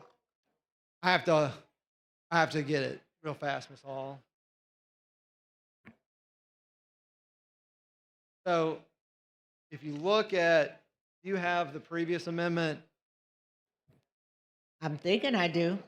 So on line 17 of the amendment, Right. it says, are designed to generate electricity. Mine says designed and intended to generate 125 megawatts. Hold up or just more a of minute. Electricity. So 17 starts with are designed to generate electricity using solar power. Is that Right. what you're This- reading? And This then- says designed and intended to generate 125 megawatts or more of electricity. So you're adding and intended to generate 125 megawatts, is that what you're saying? Right, and I'm going to need to pull this amendment because it has a typo. It didn't add something that I wanted in there. He's on the phone, but it should say wind and solar at 125 megawatts, but it's only got the 100 Slow down, megawatts. slow down, for- slow down. Tell me what you were trying to say, because what you read to me are designed and intended to generate 125 megawatts. Is that what I heard initially? That is correct. It would Okay. say designed and intended to generate 125 megawatts. All right. And then from there, it looks like you have more than that written on that sheet of paper. That's what I was trying to Well, see. it's What the else? exact same amendment from before, but just You quickly inserted it. And so that's what I'm trying to determine. Is this the only thing that you're doing to change the previous amendment? in its current form, yes. But I would like to also say the wind power should generate and intended to generate 125 megawatts of electricity. So when you get it correct, when it generate 125 megawatts, whether it's wind or solar, is that what you're basically saying? That is, and the whole point of this is I don't want someone that chooses to put a solar panel or a series of solar panels on their own personal property to have to go through the Public Service Commission to get approval for solar panels on I their own agree. property. That makes sense. Thank you. So you'll withdraw the amendment? I need to withdraw it because I wanted to change one. Yeah, if you want to talk about it. You gonna let him talk about it? I thought that was my job, to be honest with you. It is. Hey, I just like talking though, so if he wants to talk, okay. I just enjoy it. Speaker, is it okay if he talks on it? I guess no amendment if I would draw it though. The chair recognizes him from Baldwin. And Mr. Chairman. and did I hear you say correctly? You wanted 125 megawatts to be the limit? Yes. Okay, so 125 megawatts, according to my Chat GPT calculations, is 312,500 panels. So you're not talking about 3 things in your yard for 125 megawatts. You're talking about 312,500 panels. So I would be heavily opposed to your amendment and ask that if you want to withdraw it and not bring it back. Well, I'm going to withdraw it and get it to a good number for the wind too, because I think that we really got to make sure we don't punish a private homeowner that wants to do something in their own yard. Well, 3,000 might be too high, but I think that we can come to a number.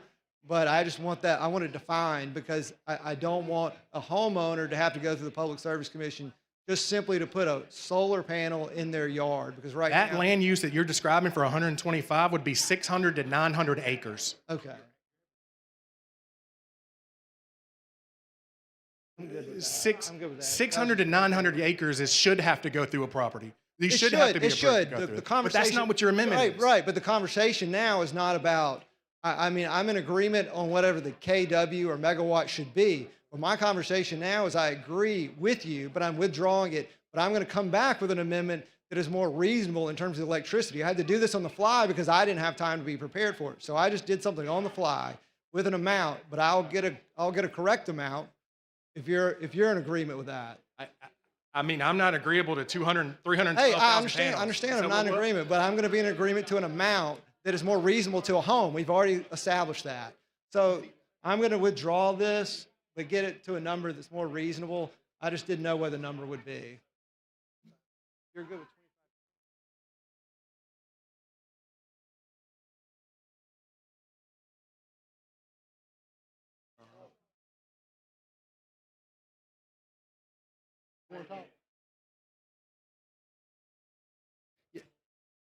Mr. Speaker, may I weigh in on that? Sure. 25 kW would be plenty for any home, and I would imagine you would concur with that with your power background. Even if you went 50 kW, would be way more than any home's going to run. Realistically, so many of these units are 5 kW and 1 kW, but that would give you a lot. And to let the members know, a kilowatt hour is a 100-watt light bulb burning for 10 hours. So 25 kW is a lot, 25,000 watts. So something like that would be very agreeable. And not mega, just kilowatts. But it'd be like 25,000 watts alone. That'd run a small city. That would take care, yeah. I mean, anybody that's run their home off a 5 kW generator or a 3.5 kW generator during a storm knows what I'm talking about. And most of these little panels you get are going to be 1,000 watts. You know, you might find with 2,000. So 25 would be more than enough for someone generating to run most of their home. So just wanted to put that out there. I am an electrical contractor, so. Chair recognizes the lady from Jefferson, Representative Moore.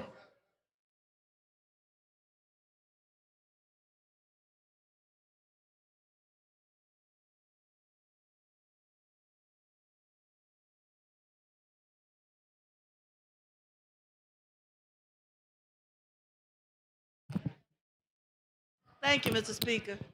The reason I put my light on, because I know somebody's preparing an amendment. Yes, ma'am. Right now, we need to kind of take up that time while they are prepare an amendment. And I want to give your colleagues the notion that they could put their light on and come on and we could talk about these kilowatt hours while the amendment is being prepared. It's okay for you to do that, to help out your colleague.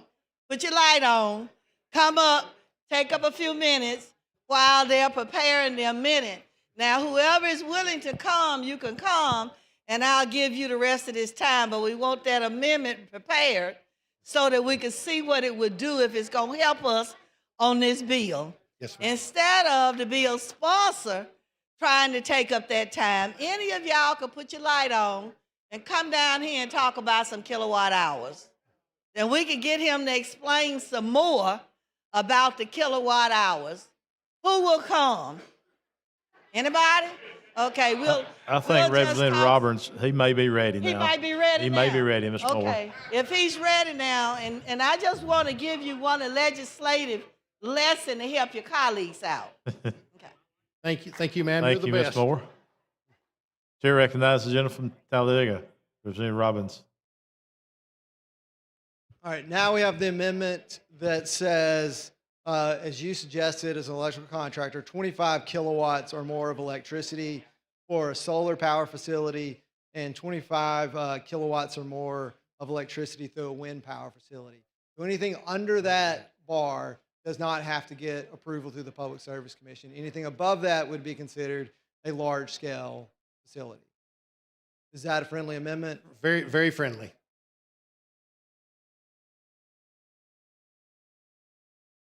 What?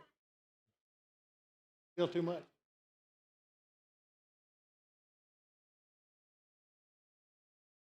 Chair recognizes the gentleman from Jefferson, Representative Garrett.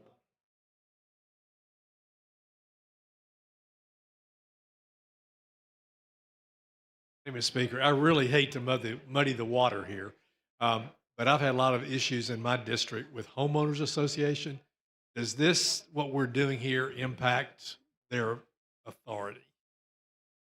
In terms of a homeowners association, I mean, I think that all it would do is if they said, hey, we think that, I don't see how it would affect the homeowners association, to be honest. I mean, Well, I mean, they may prohibit anything like you're describing. right. Well, a homeowners association, when you are part of a homeowners association, they have certain rights. So when you own property within a subdivision that's been platted and has restrictive covenants, you already have restrictions against the use of your property. So they might already have restrictions on any solar panels Well, or wind. So two questions. One, does this override the restrictions they have? The second point is that the latest wave, the issues I've been dealing with is homeowner associations have been very aggressive in going back against previous, like somebody bought property under existing rights or with existing restrictions. Now they're basically changing that. It's kind of and applying retroactively what somebody didn't buy into and they bought the property. So that's another issue. But my question, the first thing is, does this override what homeowner associations have in place now? Well, anytime we pass any law about a property right and it's codified, anything in the Alabama code would This would override supersede anything that an HOA does. So if I say, if anytime we pass any property right, or we restrict any right or use of your property, that supersedes an HOA. An HOA it's an agreement between you as the homeowner and the property owner, between the homeowners association. Right. So when you buy that property, you buy it subject to those restrictions. You do. But now when you buy, if we pass this or we pass any legislation dealing with real property, now when you buy real property, you buy it in essence subject to the Code of Alabama. So all of our rights are restricted by whatever we pass in Montgomery. or if a homeowner association specifically has a prohibition of any of this, by passing this, they would be having to comply with this new restriction. No, they could have a more restrictive. So an HOA could say no solar panels, period. Well, that's what I'm asking. That's what I'm asking. Well, oh yeah, they could do that now. And this would not supersede because I thought you just said it would. Well, I thought you meant if there was no restriction whatsoever. But if I've got an HOA that already says you cannot have solar panels on your roof, you cannot have solar panels on your property, you've now restricted that property usage even more than the But code why of does this not Alabama. override that? Because you just made the point that Well, what we because of- do would codify, would override that. So how is this different? No, well, I misunderstood what you were talking about. So what we establish is the base level. I was operating as if there was no base and you could do anything and everything you want. So therefore, we now said, here's the standard of what you have to do on your property. You have to do this. Well, the HOA goes in and says, no, you can't do A, B, and C. So we put more restrictions on you. So this is what Alabama says is the minimum, but they're putting an even higher burden on you. So if it wouldn't, I mean, you're still within the right, within what the state of Alabama So says. so you're confident that setting that bar higher would not force the homeowner's bar higher as well? No, just like it's just like federalism, just like in the federal government, they pass laws and all we have to do is we have to operate to the minimum. You know, if they say, all right, Department of Education says you've got to do or teach A, B, C, and D, we do that, but we could choose to do more. Same concept with the homeowners association. It could choose to do more and place even more stringent restrictions and covenants on the owners within the Thank you. subdivision.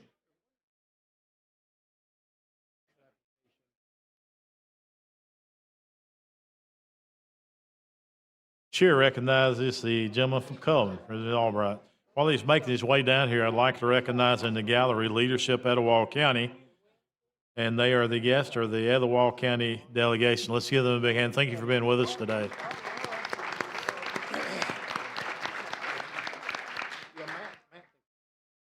President Albright. Thank you, Mr. Speaker.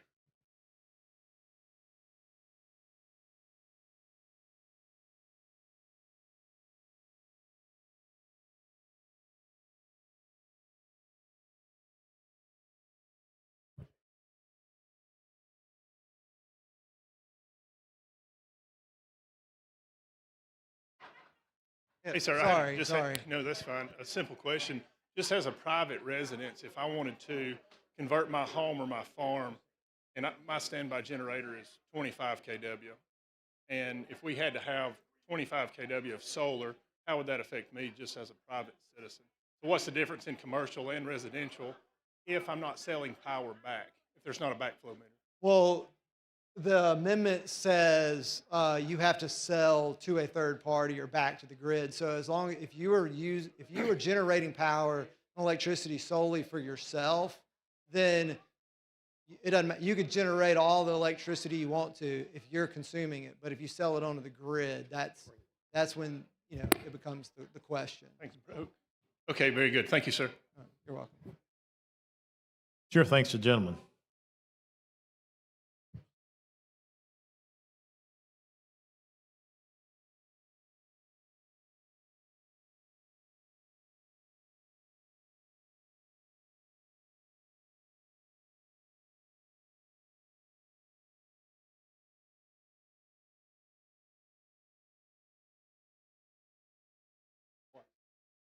I'm sorry to do this, Mr. Speaker, but I'm going to withdraw this amendment as well. Okay. The gentleman wishes to draw them in. All in favor say aye. Any opposed?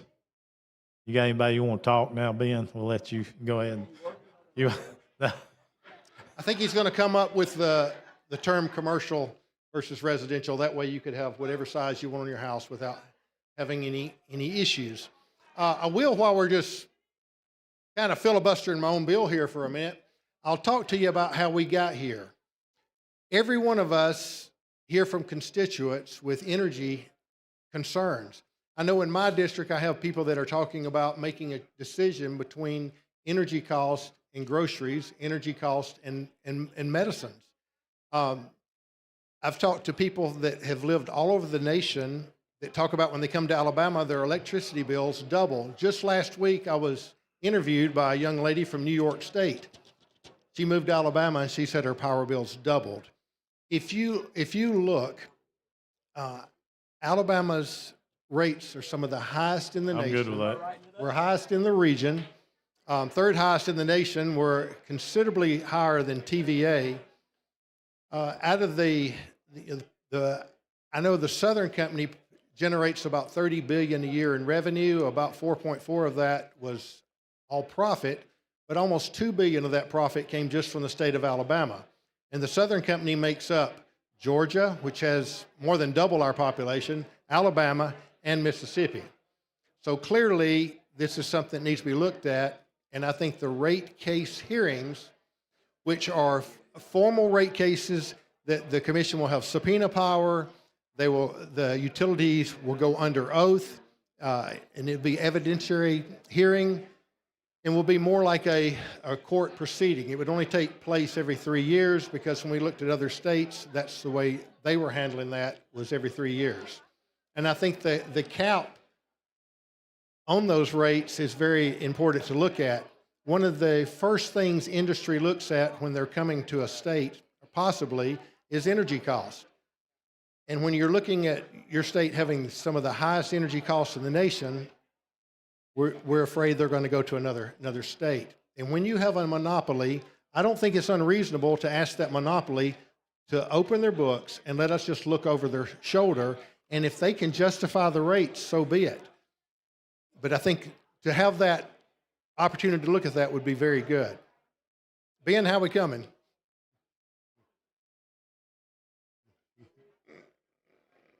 We got some guests in the gallery we'd like to recognize.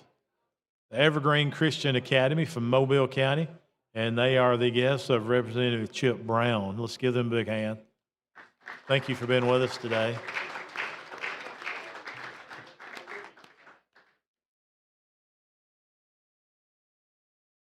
Chair recognizes the gentleman from Tuscaloosa, Resident England.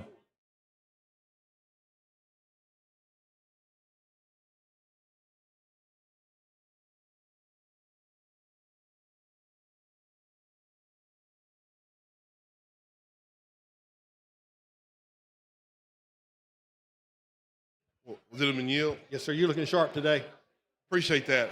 Hey, man. Hey, you got a big old team of folks in here, and they're just sitting here looking at you, just drowning. I mean, I feel like, get on them, preach it, brother. Come on, man. They can talk about whatever. This is a time that you got some people you want to talk to in your district today. Tell them what you want them to know. You can use this opportunity to say whatever you want. And look, he's just looking at me smiling because we're just trying to figure out how to help Ben get his stuff together right now. Yes, sir. And I so much appreciate your assistance here. So you want to, what do you want to talk about? Well, let's talk about power prices. That's what we're down here about, Public Service Commission. You know, we've got two competing bills. We've got one in the Senate, we got one in the House, and hopefully we can I've heard about come to an agreement with this. I know our governor would like to have an energy secretary, right? Our next governor. Maybe we can accommodate that somewhere in the negotiation. Can we talk a little bit about that Senate bill since we're down here? Yeah. Because you ever notice how they can come together and support a bill unanimously, and then it gets down here and we discover it is just a piece of trash. You know that? Yes, sir. It happens all the time. Do you know that everybody in the Senate voted for that bill? Yeah, I was kind of floored with that. Yes, sir. Yeah, isn't that amazing? Yeah, and it was it happened Tuesday evening. Yep. It was in committee Wednesday and on the floor Thursday, and passed like you said. It's crazy. But in reading the bill, I'm not attacking anybody. I got the memo that there are to be no appointments. That bill does have some appointments, so that's concerning. It does. And it does not call for a rate case hearing, nor does it cap the return on equity. And Right. we're doing it at the regional. I was shooting for the national, which would lower it a little bit, but in committee, we amended it to the regional. And also one thing that this bill does, it removes lobbying cost from rate determination hearings. Right. Currently right now, we, the people of this state, are paying for lobbying costs, among other things. And I think that should be paid for out of those record profits. And I don't see how anybody else could agree with that. Coca-Cola is going to pay for theirs, out of their profits. They're going to pay for their advertising out of their profits. So I don't see why we would not mandate that from a monopoly that we don't have any choice. Right. You know, most municipalities do not allow you to generate your own electricity. I know of a circumstance in Gadsden where a guy was using a generator and his home was condemned. If you look in Google, because I looked this up, I remember when it happened years ago in Huntsville, Alabama, we had a veteran build an off-the-grid home, and he was using solar only. They condemned his home, and I pulled up that article recently. Really? But most municipalities require you to be connected not to electricity, but to that local utility. So you're mandating they have something, and then that utility's reporting record profits. That's very concerning. You know, I'm 62 years old, and the last time they had a real rate case hearing, I was still in high school. So that tells you, Ronald Reagan was president. That's like prehistoric. Yes, sir, it is. But you would think after 10 years, 20 years, 30 years, 40 years, maybe 44 years, we could have a rate case hearing and look over their shoulder and see what they're doing. Well, I mean, that's part of transparency. That's how you encourage confidence in what they're doing. Because at times, whatever they're doing may be justified. But since Sure, we don't they make them understand- because they have a lot of expense, especially after a storm or building new installations. There is definitely some cost, but they get to show that cost and let us look at it. Right. And anybody that asks about such is deemed an environmental wacko. Well, When but- you're, I mean, but literally- here's you're the just thing, making though. a business But decision. seriously, you would have more confidence in what they're doing if if more people were involved in the process, or if they just revealed information that they use to make the decision.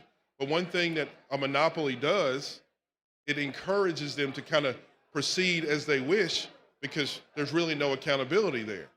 And it doesn't make sense, as you said, it's been years since they've had a hearing and things like that. So, of course, now we're at a fever pitch because rates are so high. They are. And now there are no ways for kind of us to figure out how we got there.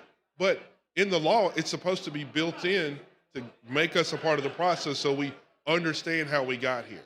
Yes, sir. But, you know, it's interesting because when I was reading some of the articles about the bill and some of the comments that you were making, you know, to find out that it's been that long, that's crazy. It's inexcusable. It is. Just, they've gotten a rubber stamp return on equity every year, and the return on equity has been some of the highest in the nation. If you looked at the national average is like 9-point-something%, Yeah. and theirs has been at 14-point-something% at some points. That's a pretty good return. And maybe they can justify that, but opening the books, and sure, it costs a few dollars to open the books, but I predict we're going to save a few $100 million by opening those books. I mean, if it costs a few dollars, I mean, they got a couple, you know what I mean? But and I think it was also something that was mentioned about some of like the CEOs and folks, how much they were making off of this too. $23 million is what the CEO of Southern Company makes a That's- year. And our rate increases are out of whack with the rest of the country, isn't that right?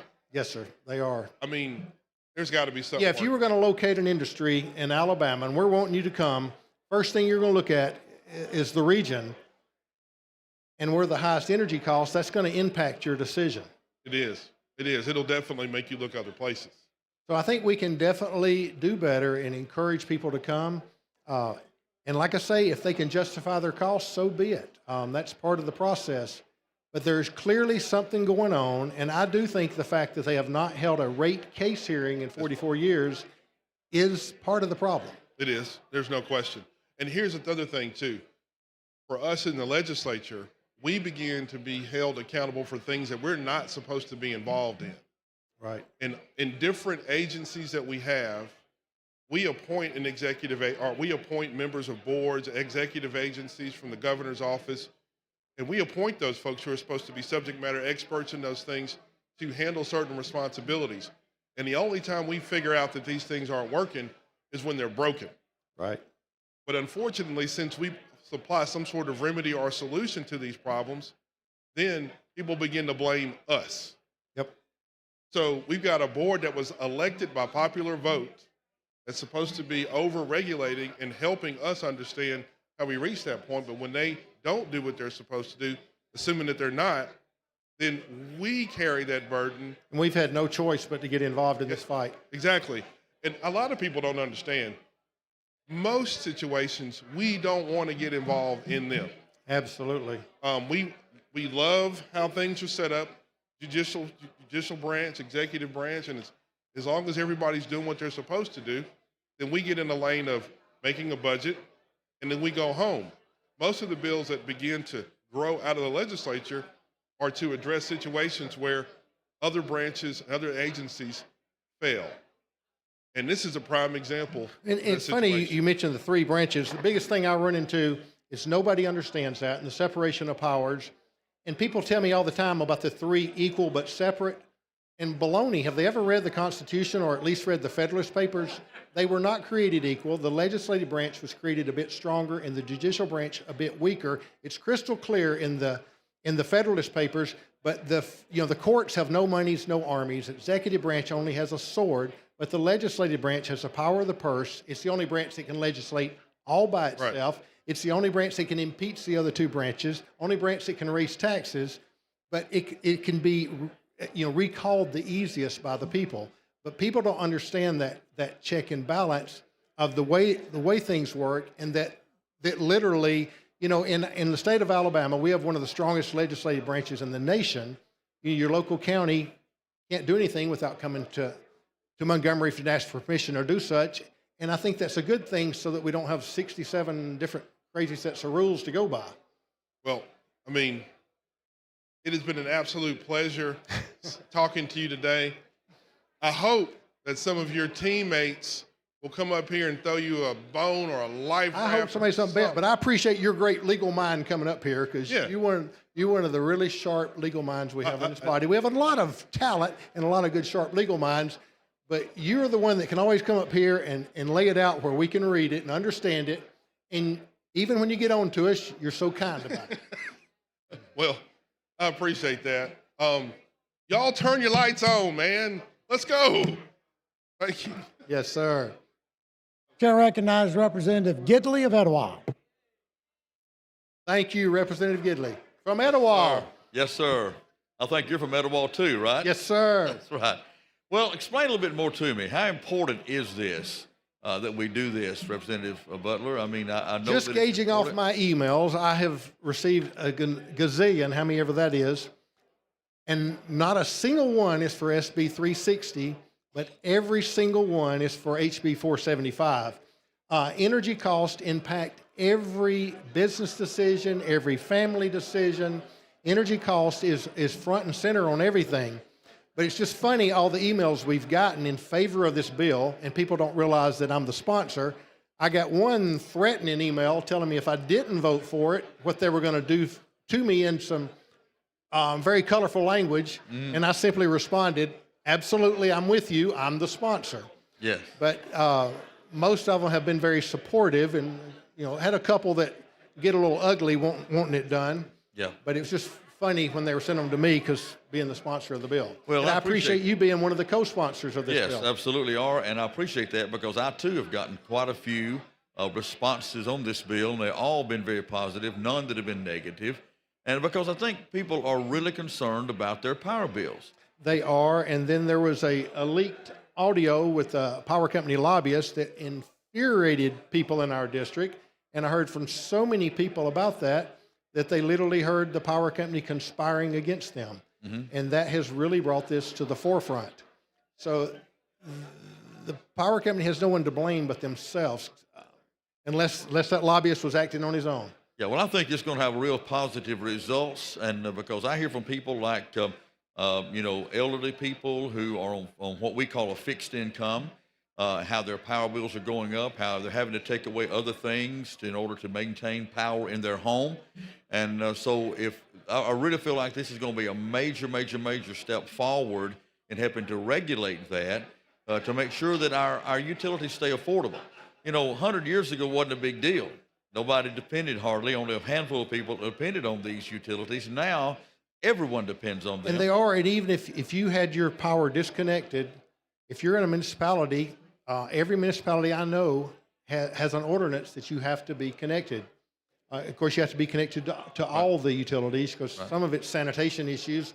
But it wasn't that long ago, a couple of generations ago, very possibly our grandparents and great-grandparents might have lived, without houses and with no electricity. Right, exactly. Yes. So much of Alabama 100 years ago there would have been very, very little. Yes, yes. My own father always referred, when he turned the light off, he always referred to blowing out the lamp because he was raised with lamplight and there were no electricity. So he Yeah, the kept first that houses terminology. actually had gas lighting, and the Exactly. gas lighting was dangerous.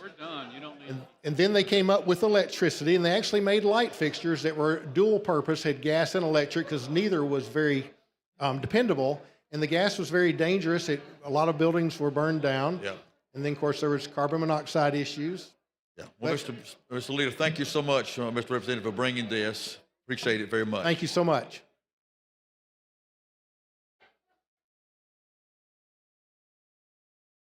Question for the body's final passage of HB 475. The clerk will unlock the machine. The members will vote.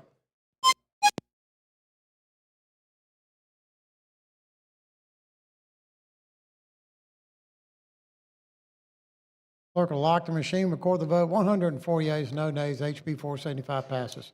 Congratulations, Thank clerk. you, Call Mr. the next Speaker. bill on the special order calendar. On page 21 of the calendar, House Bill number 403 by Representative Rafferty, relating to the Public Service Commission. Chair recognizes Representative Rafferty of Jefferson. All right. Thank you for the recognition. Members, what HB 403 does, what this bill does is simple. Data centers and large load customers must pay their full cost of any grid or infrastructure upgrades required for their operations. There will be a sub on this bill, and I have copies of the sub plus the explanation, a detailed explanation of it up here if anybody wants one.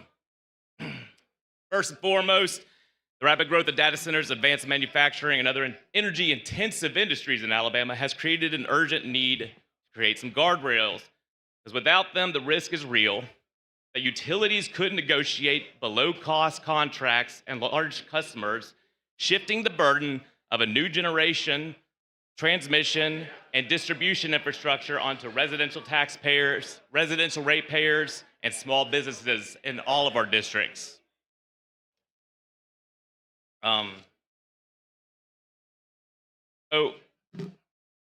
This protects the customers from footing the bill for new large data centers.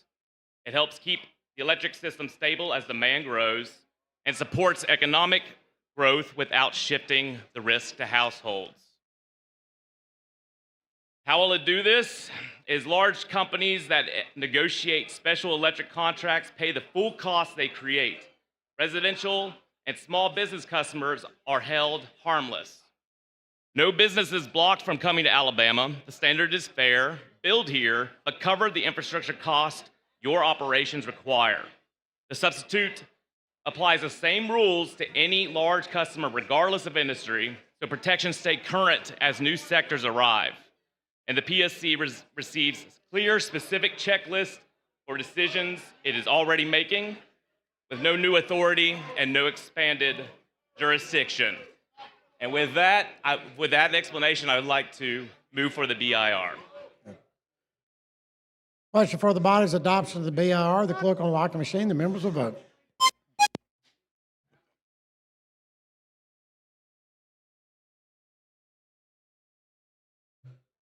Clerk will lock the machine, record the votes. 103 yeas, 1 nay. The BIR is adopted. All right.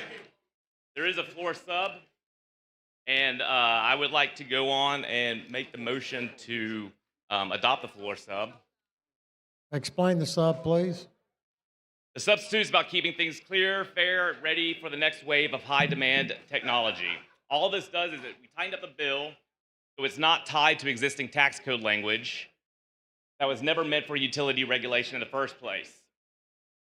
The old wording put in job and wage requirements that simply don't fit here, and the update makes sure we're using a clean megawatt-based standard, the same direction other states are moving as new high-load technologies are coming online.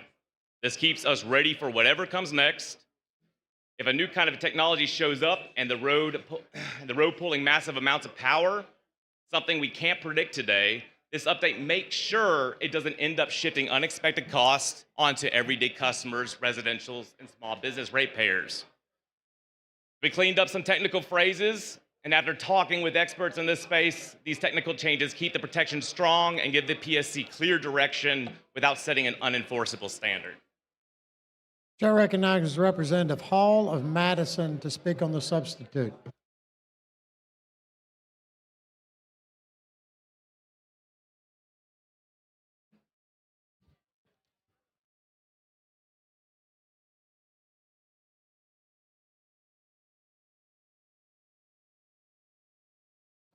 Thank you, Mr. Speaker. Would the gentleman yield? Did I get any information? Sorry. Did I get any information? 'Cause I went through my notes trying to see if I had information on the floor substitute. Did you get the explanation here? Okay. All right. So, but I was looking for, let me see. Yeah. What I was looking for was the floor substitute itself. Now, the floor substitute. So we get this today. Sorry? I said we get this today. The floor substitute. Yes, yeah. Help Been me a out. result of a lot of discussion and negotiation over time and time here.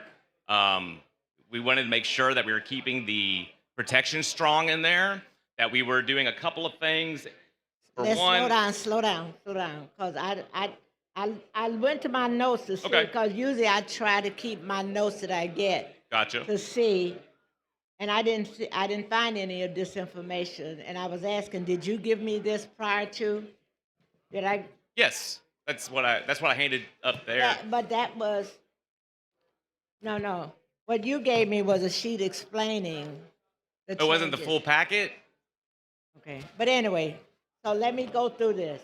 I'm gonna take my 10 minutes. Yeah. Make sure I'm Take your clear. time. I apologize for that. I thought I gave you the full package. you I might- know better than that. Right. Well, let's say when I went That's through my mistake. information- No. My bad, Ms. Hall. All right. So when we the changes Yes. that we made, Uh-huh. what was it that was tightened up that needed to be changed? So there's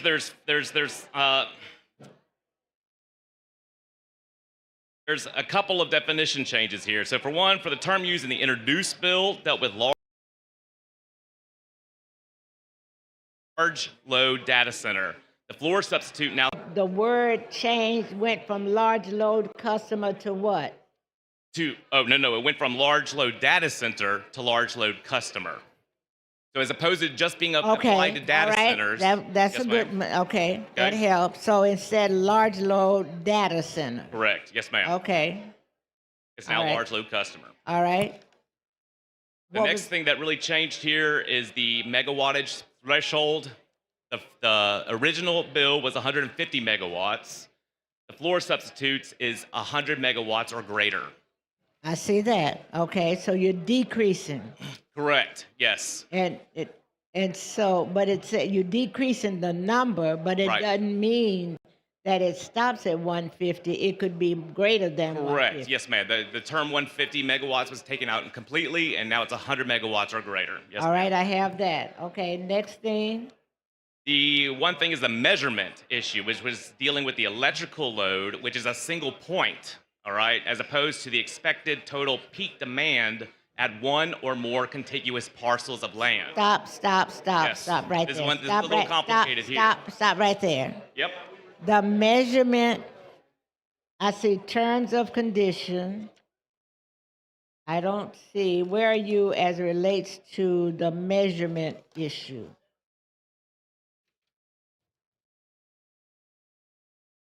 That would be under the terms and conditions. Are you on page 3? Starting on page 2.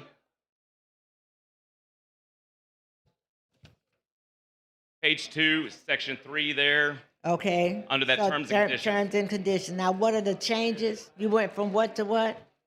So the changes are from electric load, okay, to the expected total peak demand at one or more contiguous parcels of land.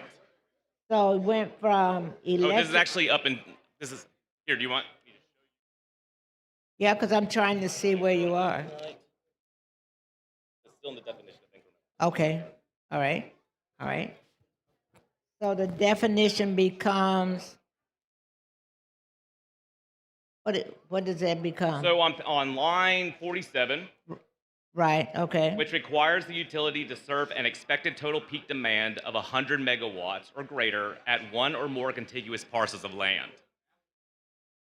Well, you use that to explain something else on the large load, moving the set. All right, The so I'm contiguous- clear on that. All right, I'm clear on that. Well, there's a really important point with a contiguous piece of land I thought, that might be helpful to explain here. And that is that Representative Fiddler brought it up to my attention that you didn't want to have anybody setting up a 95 megawatt thing here and 95 megawatt here and have a campus of these different data centers that were somehow skirting the law. So this is much more on standard with what other states are doing to make sure that it covers that, so you cannot find a loophole in the contract that way. Does that make sense? I think so, based on what you told me about line 48, that you, in terms of the peak command, yeah. So I think I'm clear. Right, All right, okay. so what's the next one? Next one is the industry qualifier. There's no industry-specific qualifier required anymore. Beforehand, it was just data processing centers, and now there's no industry-specific qualifier required. So that kind of goes back to the first one, why we changed it from data centers to large load customers. Okay, I got that. Determination whether a contract between a large load customer and a utility promoter. All right. All right. So, all right, I'm good on that. So let's see.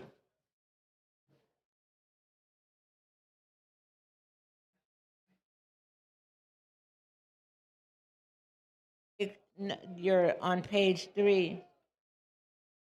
These last two says the consideration of the determination of whether a contract between a large load customer and a utility promotes positive benefit. Yes. Okay, and then those positive benefits are considered based on numbers 1 and 2. Am I reading that correctly? Is that the? You're talking about It has to do with pricing, subsection C, right? 1 and 2? 1 and Correct. 2, right? So this provides a test for the contracts to see whether or not they were legitimate. This would make sure that whether the pricing and terms and conditions of the contract could lower the cost for other residential, commercial, or industrial customers of the utility, and whether the large load customer is expected to increase the efficiency of the utility's power system. I see that. And so And that would be that's the definition of positive benefits there.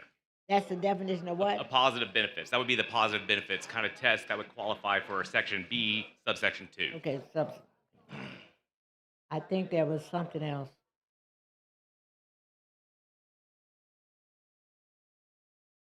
All right, I think I have it. Thank you. Yes, ma'am? Chair recognizes Representative Moore of Jefferson.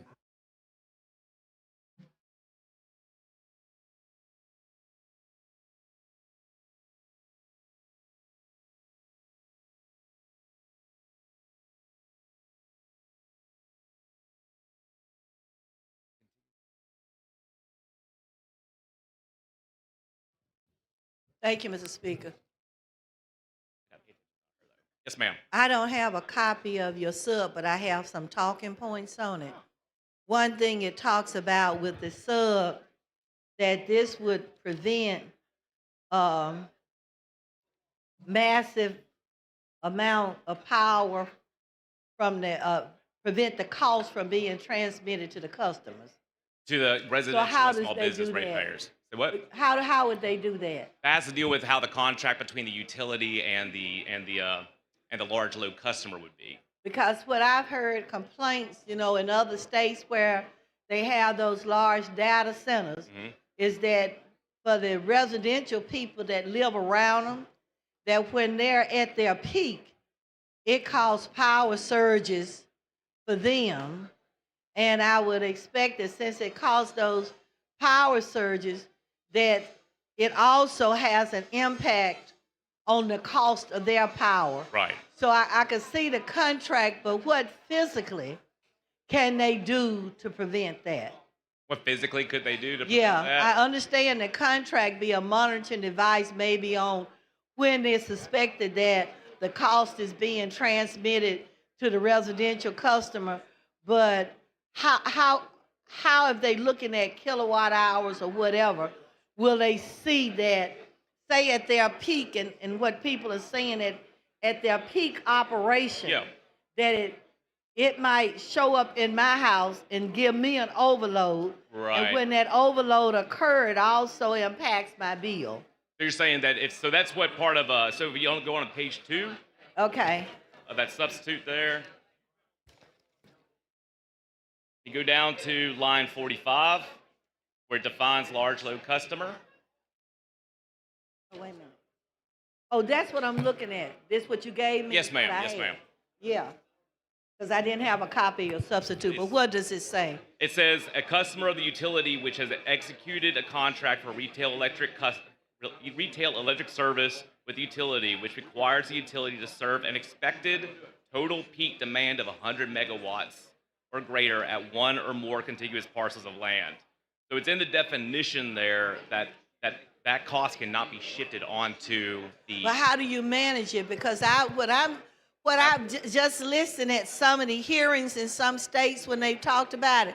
Mhm. When the customers talk about it, it seems as though at their peak hours, Yeah. that with those houses that's around them, Mhm. that it overload their power box. And when it shows up, that overload shows up on their utility bill. Right. So will they have something in place where they could look at the peak hours And it would be totally and exclusively- determine that overload Right. Yes, and ma'am. deduct that from the residential person's power bill? Essentially, yes, ma'am. So the way it is, they would have to build up. So part of the incremental cost that this Okay. bill also covers here would be that they would have to. A lot of these places are going to have to require their own substations built. Yeah, So now they'll be that's able to know okay. exactly where Okay. that is coming from, because it'll just be a dedicated Okay. substation. So I think so what you're saying, because in most of those places that have been put in place now, they didn't build when they built the facility and a separate substation. But in this case, they'll have a separate substation that's not connected to residential customers. Correct. Yes, ma'am. Okay. Yep. Because I thought about that with the company that they're talking about coming to Bessemer.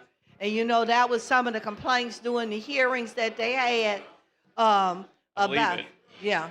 Because and then I've listened at some of the places like New York or New Jersey where they've had them. But in their cases, they didn't have this separate substation. So this separate substation, I could see where they could monitor much better. As long as there's no connection, that substation is not servicing any of the residential customers. Correct. Yes, ma'am. Okay, thank you. Question for the body's adoption of the sub. The clerk will unlock the machine. The members will vote.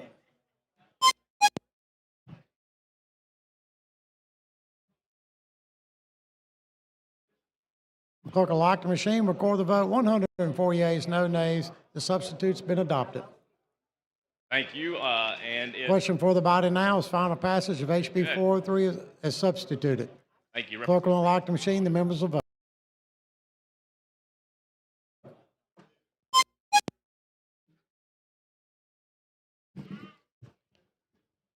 Clerk will lock the machine, record the vote. 104 yeas, no nays. HB 403 passes. Clerk, call the next bill in the special order calendar. Right. On page 33 of the calendar, Senate Bill number 215 by Senator Melson relating to the Home Builders Licensure Board. Chair recognizes Representative Ellis. Thank you, Mr. Speaker.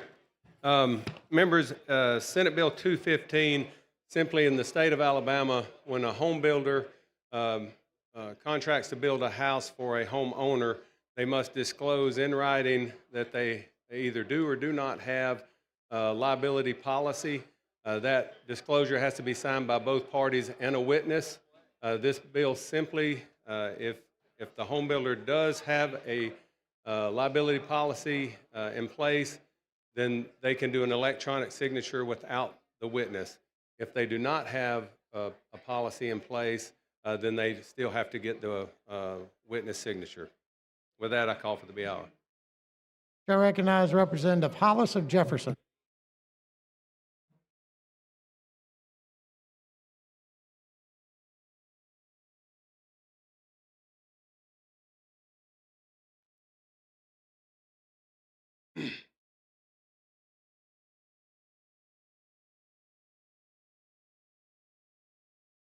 Thank you, Mr. Speaker. Would the gentleman yield? Absolutely. Okay, explain this because this is different.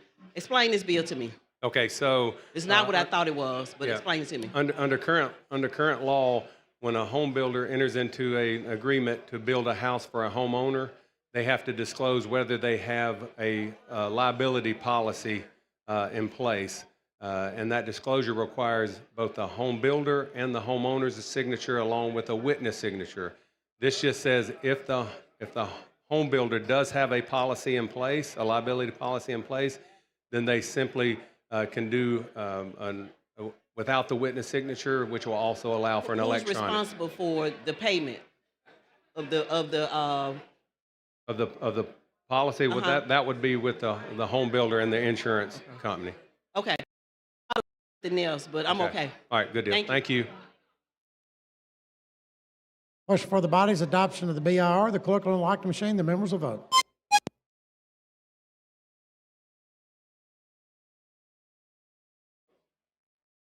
Clerk will lock the machine, record the vote. 105 yeas, no nays. The BIR has been adopted.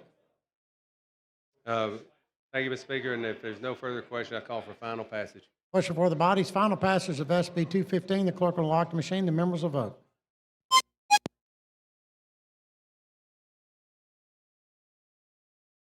Clerk will lock the machine, record the vote. 105 yeas, no nays. SB 215 passes. Thank you, body. Chair recognizes Representative Oliver for a point of personal privilege. Mr. Speaker, I request a suspension of the rules for a timely resolution to introduce a resolution that observes Military Appreciation Day and honors members of the 99th Air Refueling Squadron and the 117th Air Refueling Wing. All in favor, say aye. All opposed? Ayes have, the rules are suspended. Thank you, Mr. Speaker.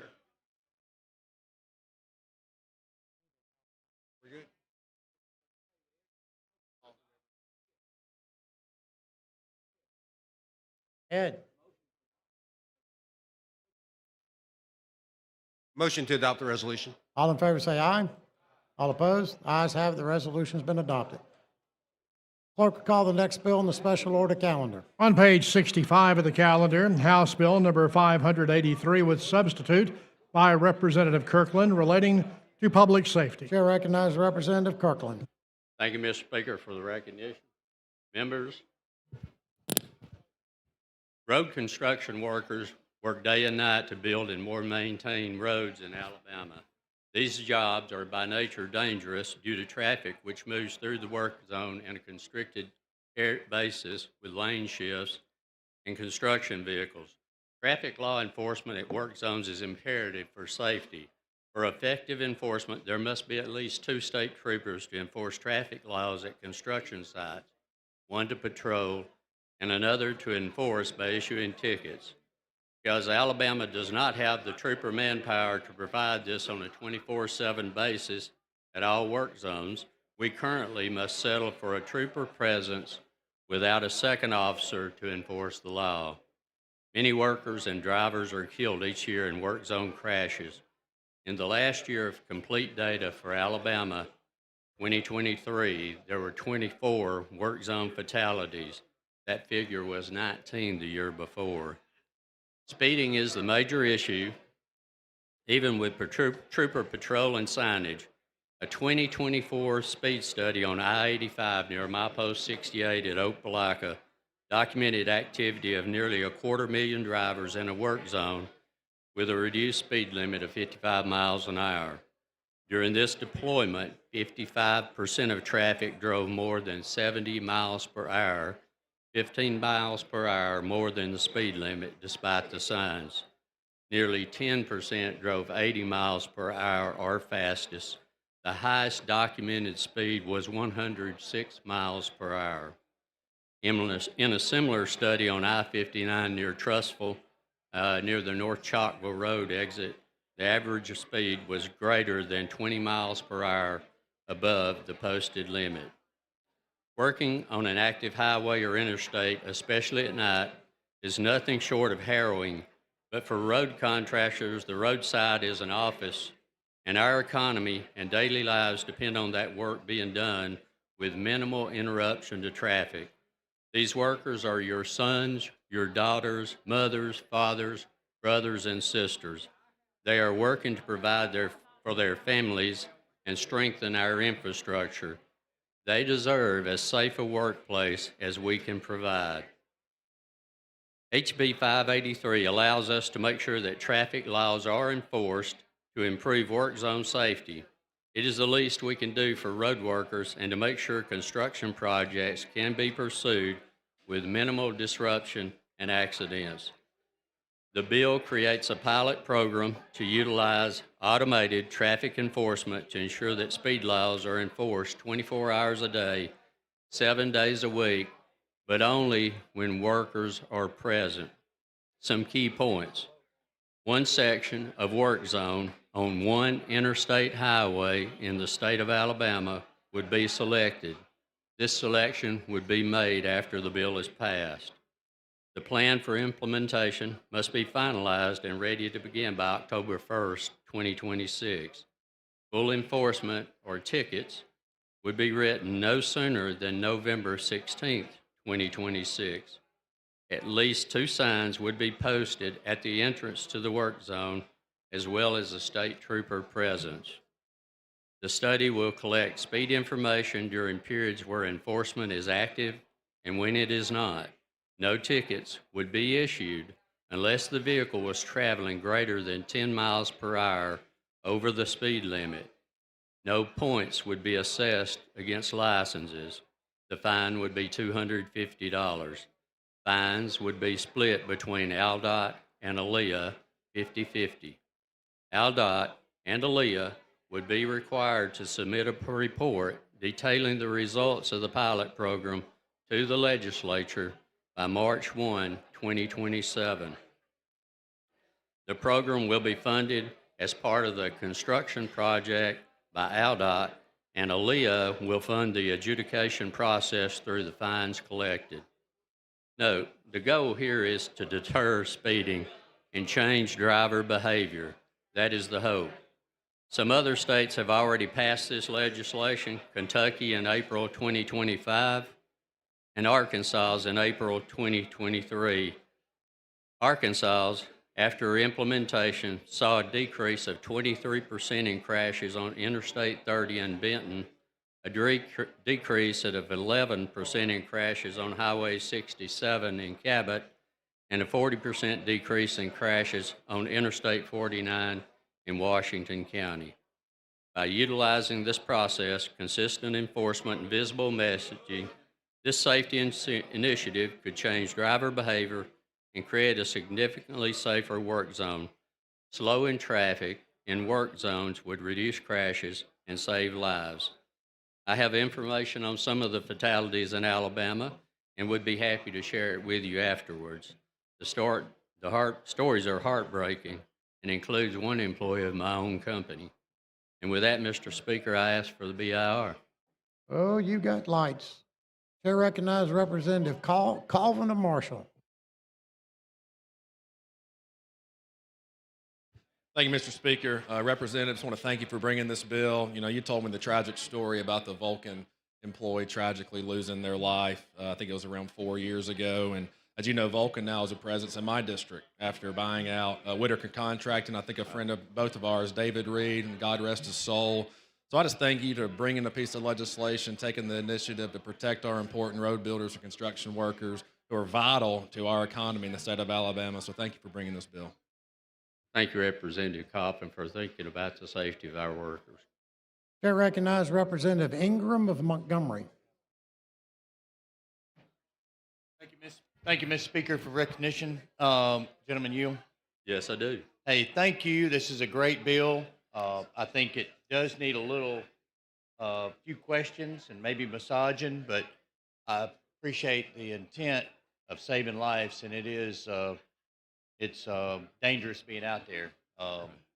We got to do something. But I do have a few questions on the bill. So on the fines, who's going to administrate? Who's going to monitor all of these? Is it another company, and what is their fees? Or No, no, Aaliyah would do that. Okay, Aaliyah has their own software, and they're not going to sub it out, right? My understanding is they're going to purchase it, yes. Okay, because I didn't know we did that now. I think all of the fines that are done are monitored by somebody out of state. But you're sure that it's Aaliyah that's doing it?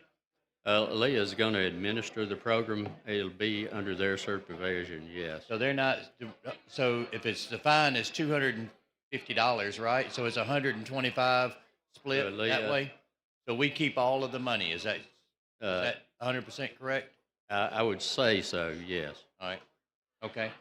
So I've got another question. There might be some cost involved there, Representative Ingram, that I'm not aware of, but basically, like on the red light. the split is 50-50. Yeah, so the red lights now, I don't know what the percentage is, but we, in a lot of these cities there, they hire somebody to do it, and then we could just get a piece of it. We don't get very much of it.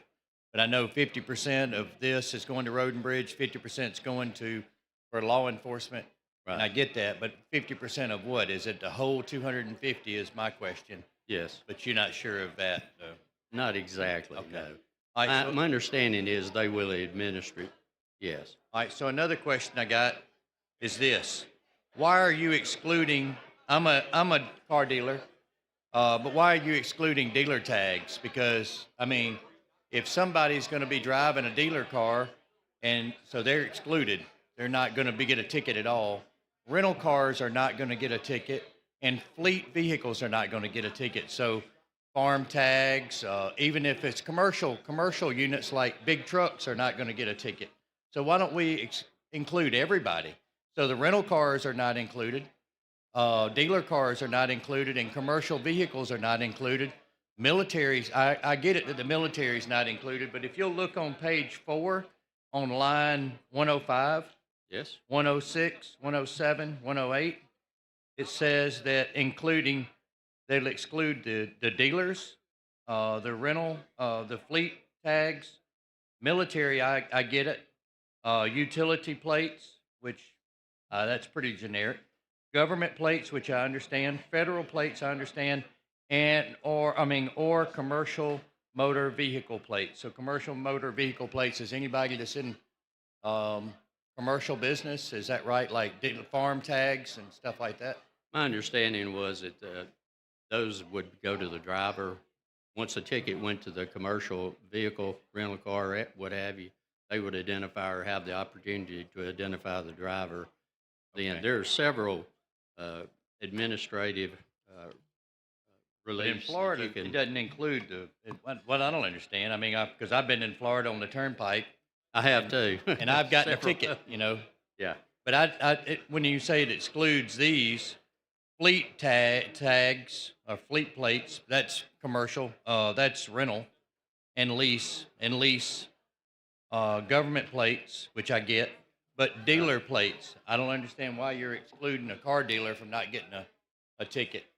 It seems like, a lot of your bad actors may be driving rental cars or something like that. So that's my question. And you got any response? I believe that if you go back to page 12, a little further in there, it has a process where you can raise an administrative defense if you receive a ticket, and that would then go to whoever could be identified as the driver. But on this page that I was talking about, it On page excludes those 4 and tags. 5, Yeah. yes. That's all I got. But Let me just say this, if I would, Representative, and I don't mean to take up your time, but that 250,000 vehicles that passed on I-85 at 68 Mile Post at Opelika, if this enforcement had been in place, it would have raised $40 million for Aaliyah and the highway department. I'm all about raising money, but I'm all about saving lives. And if we're going to exclude Yeah. somebody in a rental car, they're going to get in a car and they're going to break the law saying that the law didn't comply to them. I think it needs to comply to everybody. I agree. Because if it excludes a car dealer, if it excludes a rental car, then they know they're not going to get a tag. Why are they going to slow down? And I'm going to tell you, criminals know the law. Oh, yeah. You know? All right. Thank you. Thank no you. further comments. Chair recognizes Representative Moore of Jefferson.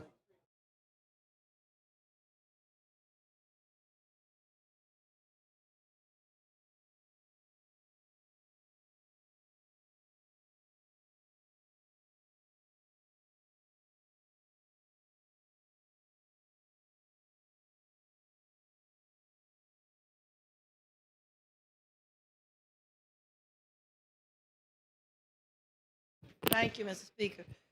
Representative, you know we already have a bill, an act that deals with road construction. And the problem I have here, and I think you say you'll be using cameras or something to do the detection. Yes, ma'am. Now, with the bill the act that we have in place now, it says that when there are no workers in the site, the original speed can be used. Now, how does this camera determines when to take a picture? How does it knows when the workers are there and when they're not there, and a person is just going at the normal speed?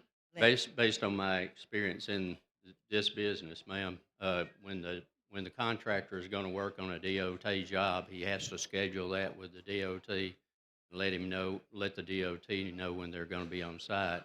The camera would be programmed then to trigger at that posted speed limit. It'll plus be a 11 time, miles. like if they say we're going to be on the site from 8 to 5, Yes, then ma'am. they'll know to program the camera for 8 to 5. Yes, ma'am. Then when the workers are not there, they'll know that to cut the cameras off. There'll be no ticketing at all Okay. unless workers are present. Right. So they'll be notified each day that there are workers there, the time frame that they're there. Yes, ma'am. Okay, and then the cameras won't be functioning when they are not there. They Is will that what not you're write saying? tickets. You said they're not writing tickets, but will the cameras be functioning? I'm sure they could be functional, but you cannot write tickets unless a But how I'm worker is approved present. that a worker wasn't there? Beg your pardon? Then if the cameras are going all the time and there are no workers, then somebody might come back and say, well, there were workers, so we can get this money since you're talking about making some money. And They how would have- much you going to make off this camera. You know how people do, and now I got to prove that during this time there wasn't a worker versus the state saying there was a worker. Yeah, the images would be time stamped. They'll be able to take a clear image. You're going to take a clear image of all the workers too to prove that the workers were there? No, let me, if I may. I hear That- you, but it sounds like the image is going to be of the car No, the and not to images- prove that the workers were there. If I may, the images are time stamped, and you'd have to square that with the schedule that was provided to AlDOT for the But work. somebody could not be telling the truth. I would feel better if that same camera is wide lens enough to know that when that car is beyond the speed limit, and say if that speed limit normally is 70, but there are no workers there, I would feel better if the range of the camera would show that there was a worker there and the Right. person was outside the speed limit. But don't tell me that the camera could be operating. I got to go and prove that somebody says that some workers supposed to be there. Suppose somebody's supposed to be there and they ain't there that day for some reason. And it's already been said they're there, but if that camera can't prove that the worker was there, I got a problem because, people could say, yeah, I'm supposed to be there, say from my time to work is from 10 to 12, but something came up. You done told them to have that camera rolling from 10 to 12, but something happened and the worker wasn't there. Right. So at that time, under the current law, the person can resume the normal speed limit. But that worker now got to go to prove, a person get a ticket, got to prove that that worker was there and they weren't. And in most cases, Representative, AlDOT will also send people to monitor the work of the contractor in the work zone. So I there is a see that every fail-safe day, but I don't think you hearing what I'm saying, or you hearing, but that somebody's in the business of making some extra dollars. So they really don't care because, even with the cameras that we have in these cities, one of the problems many people have complained about, if one car runs through the light, it don't necessarily take the tag of that person that ran through the light, but it might take the tag of the person that came after. Right. So there are lots of fallacies in those cameras in the first place. And now you're telling me the camera gonna be running all the time. It's just that you got to know when workers are supposed to be there. But if I'm supposed to have some workers there, but for some reason they are not there after I've reported them there, and somebody just resumed the normal speed limit, that person is gonna receive a ticket. And that's not right. We got to, in this age of technology, we got to do better programming and better planning if we're going to do this.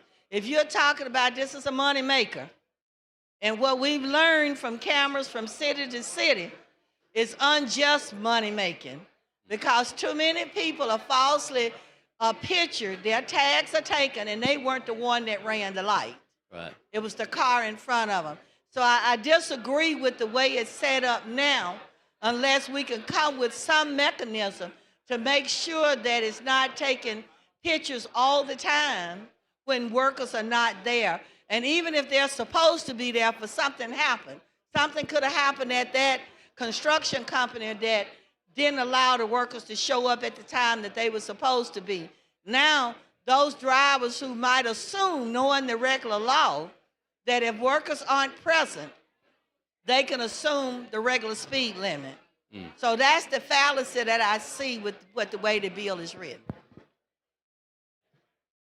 Thank you, Representative. Chair recognizes Representative Hall from Madison to be the fourth to speak on the BIR.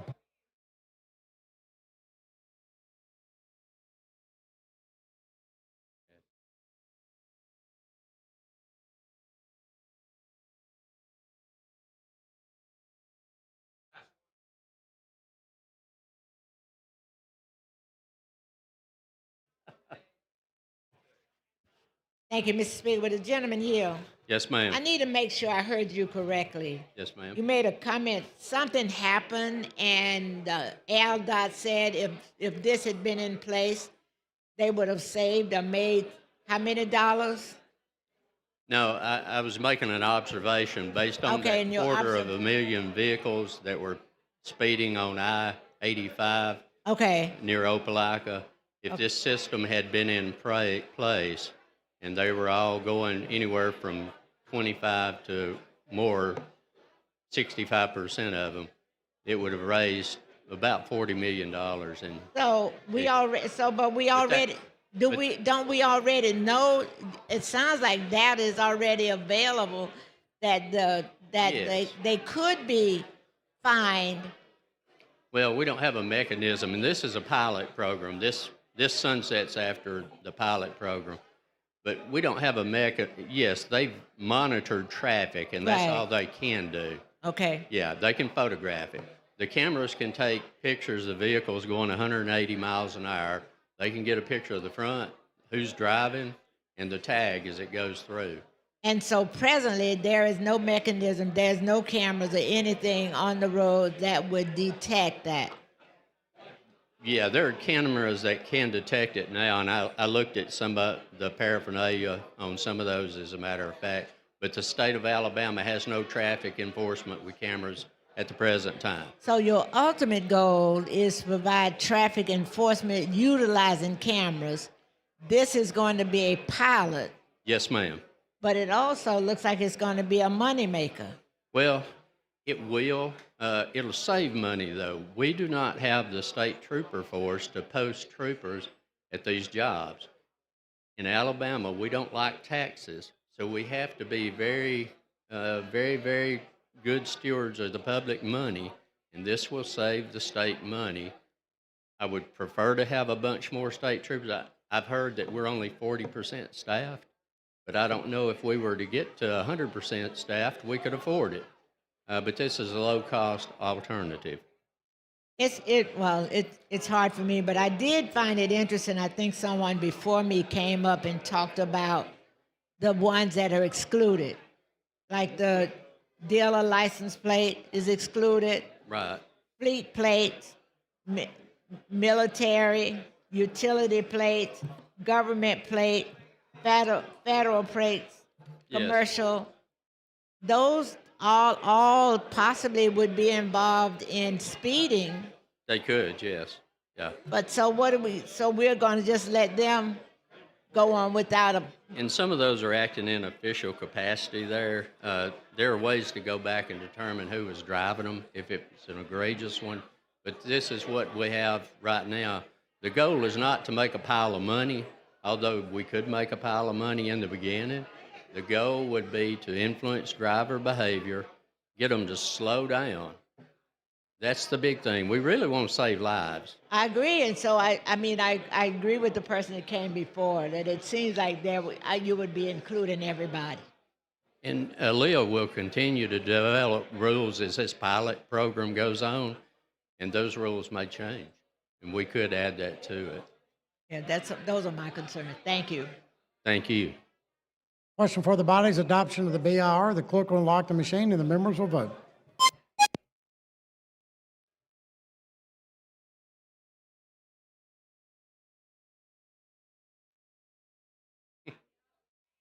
Have all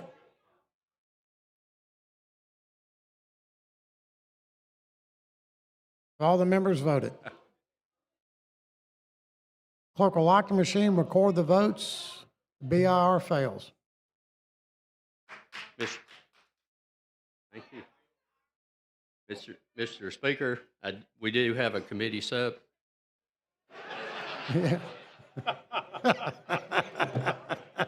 Clerk will call the next bill in the special order calendar. On page 49 of the calendar, House Bill number 521 with substitute by Representative Holt Jones relating to the boards of registrars. Thank you very much. HB 521 is on behalf of our hardworking Board of Registrars, has to do with background checks, paid leave when there is a declared emergency, state and county natural disaster relief funding for them, and having their name, their address removed from the voter registration. That I request the BIR. Chair recognizes the lady from Jefferson, Representative Van.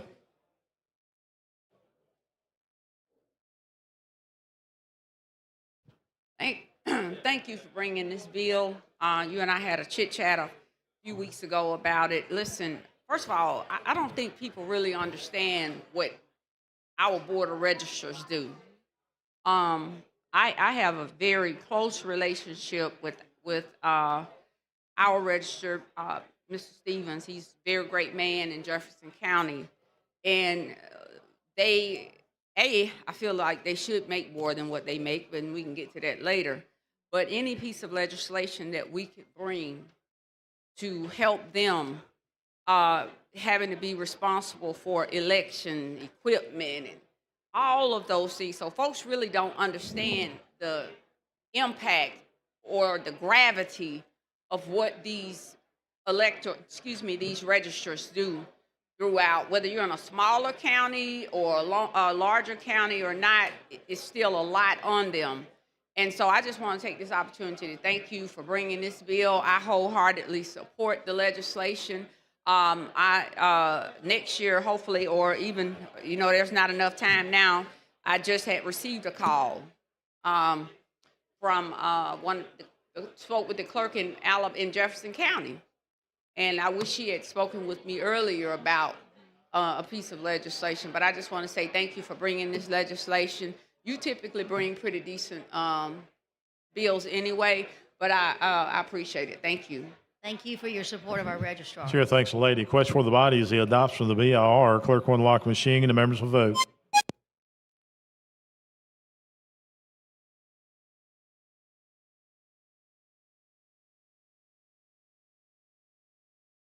Clerk will lock the machine. Recorded vote 101 ayes, 0 nays. The BIR has been adopted. Representative Holt Jones. Got a committee sub? Here to explain your sub, please. It's some technicalities regarding the details on the fingerprints and keeping their information from the background checks confidential. Okay, you've heard the lady's explanation of the sub. Clerk will unlock the machine and the members will vote.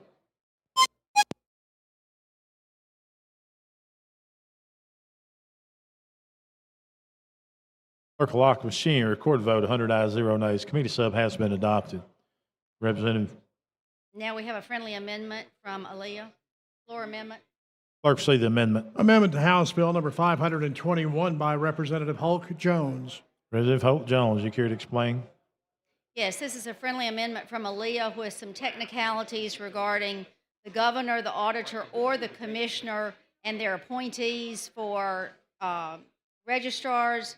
It also has some details regarding an ORI that has to do with the federal background checks. Okay, you've heard the lady's explanation of the floor amendment. Chair recognizes the gentleman from Marengo, Representative McCampbell, speaking on the floor amendment.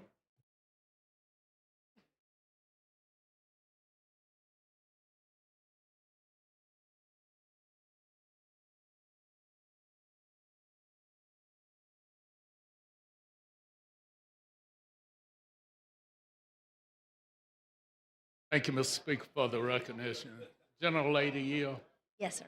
I really want to know what your floor amendment is actually doing in terms of the registrars, in terms of the appointment process, because I'm concerned about how registrars are appointed in the first place. Currently, they're appointed through the governor, the auditor, or the commissioner. So when the governor appoints one, the governor wants to keep that appointment. So when that person leaves or retires or changes, the governor will make that appointment. So it has or in all those options at 3 different places in the bill. And then the federal background checks, it has to do with some details with the ORI, the originating record identification number, has to do with the FBI. Some details. All right, thank you, ma'am. Chair thanks the gentleman. Question for the body now is adoption of the floor amendment. Clerk will unlock the machine and the members will vote.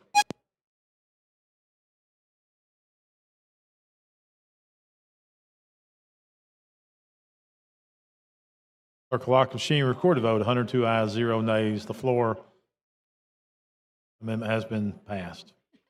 Thank you. With that, I request final passage as substituted and amended. That is questions. Final passage is substituted and amended. Clerk will unlock machine. The members will vote.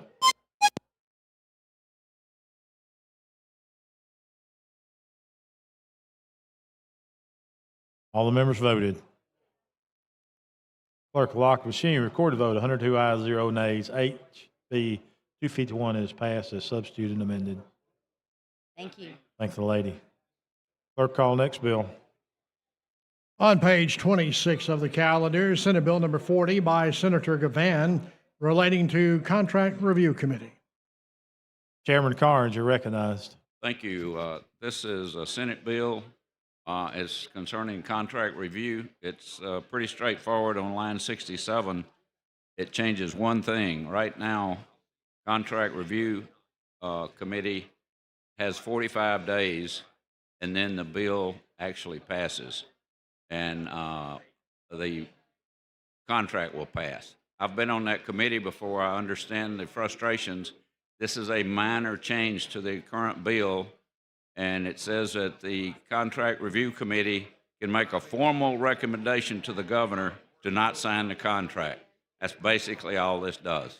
There's a second line in there that's changing vice dash chair to vice chair for some reason on another line. So that's the extent of the bill. I know several people in here are serving on the Contract Review Committee now.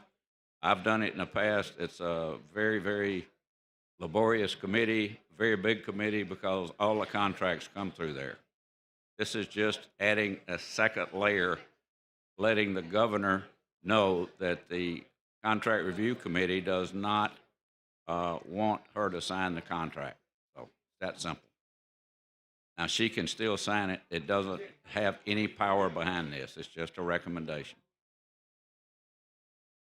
You recognize the lady from Jefferson, Representative Van.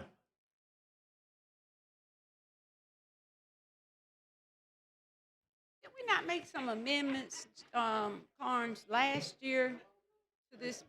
I can't hear you. I'm sorry. Did we not make any? I thought we made these amendments or something. Was this bill before us last year? I think well, I didn't handle it last year, but I think it was, and I think it got caught up in the junk at the Okay, end of the year. yeah, because I remembered and I was like, I thought we passed it out. It just didn't make it through the bottleneck. Yeah, I think it passed, very little friction on it. Yeah, and no, yeah, that wasn't. Nothing, Yeah. kind of a nothing burger bill, I hate to say it, but it is an extra layer to alert the governor that the contract review committee is asking her to look at this. To look at it, yeah. I don't know why I thought, and it may be a little, maybe different. I don't know. I just remembered last year because I thought I was tried to get some clarity on it, but I'm like, I thought that bill passed out, but then we don't know really what didn't or did not pass at this point last year. Okay, thank you, Okay, sir. thank you. Chair thanks the lady. Question for the body's adoption of the BIR. Clerk will unlock the machine and the members will vote.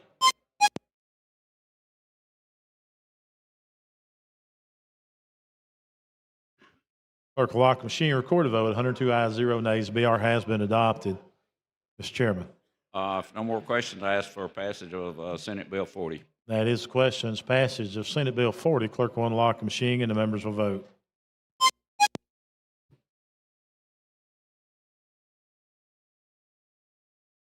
Clerk will lock the machine, record the vote. 103 ayes, 0 nays. SB 40 has passed. Thank you, Mr. Speaker. Thank you, members. Thank you, gentlemen. Clerk, call next bill.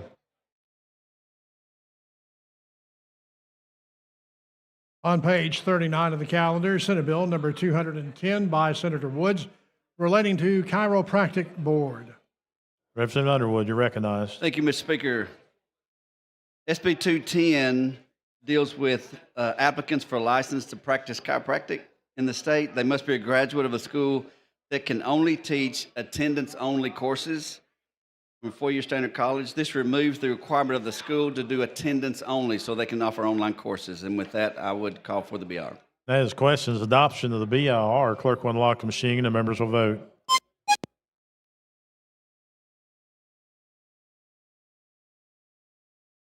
Clerk will lock the machine, record the vote. 103 ayes, 0 nays. The BR has been adopted. Representative Underwood. Thank you, Mr. Speaker. Would call for final. That's question final passage of SB 210. Clerk will unlock the machine and the members will vote.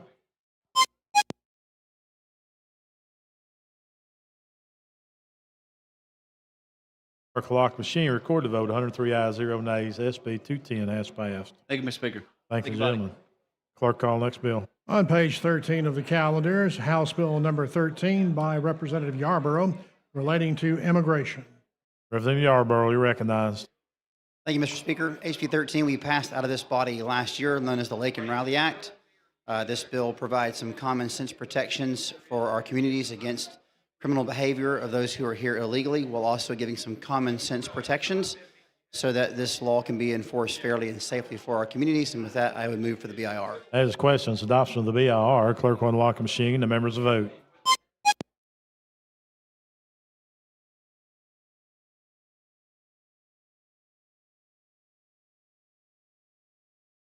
Clerk will lock the machine, record the vote. 80 ayes, 0 nays. BR has been adopted. Representative Yarborough. Mr. Speaker, if there's no final questions, I'd ask for final passage. Chair recognizes the lady from Macon, Representative Warren.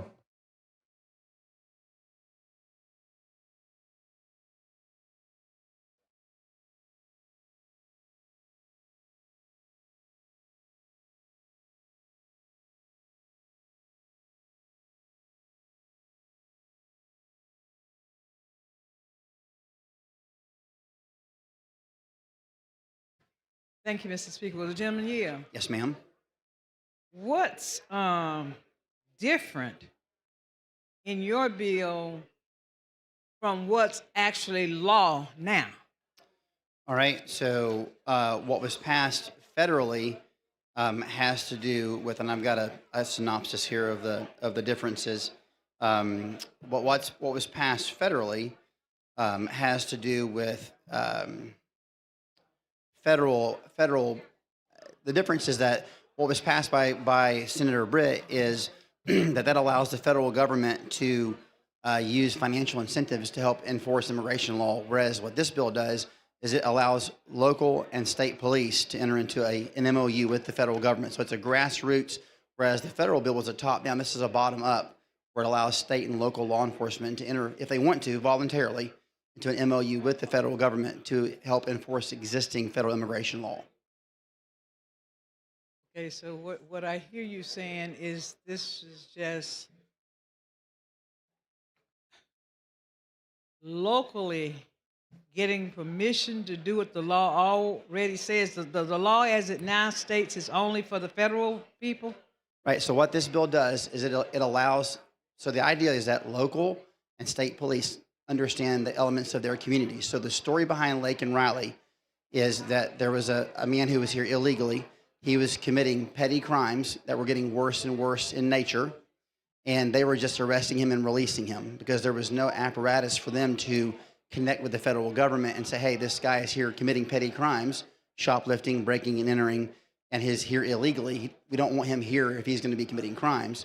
There was no apparatus for that relationship to happen from the state or local initiating it to the federal government. And so this bill actually predates Senator Britt's bill. It's a bill passed out of Georgia where Lake and Riley lost her life. And so if this bill had been in place in Georgia before she had lost her life, when they arrested him, they could have checked with the federal government on his immigration status and had him removed before he took her life. So it gives the local and state police the ability to initiate that conversation with the federal government. Do they have somebody who's here illegally committing crimes in our communities? Really, what you're saying is, in law now, they couldn't do that? Right. Right now, before this bill is passed? Right now, who's allowed to have an MOU with the federal government is the Attorney General. So what this bill does is it extends that same privilege to state and local law enforcement. Okay, thank you. Sure, thanks, lady. Question for the body now is final passage of HB 13. Clerk will unlock the machine and the members will vote.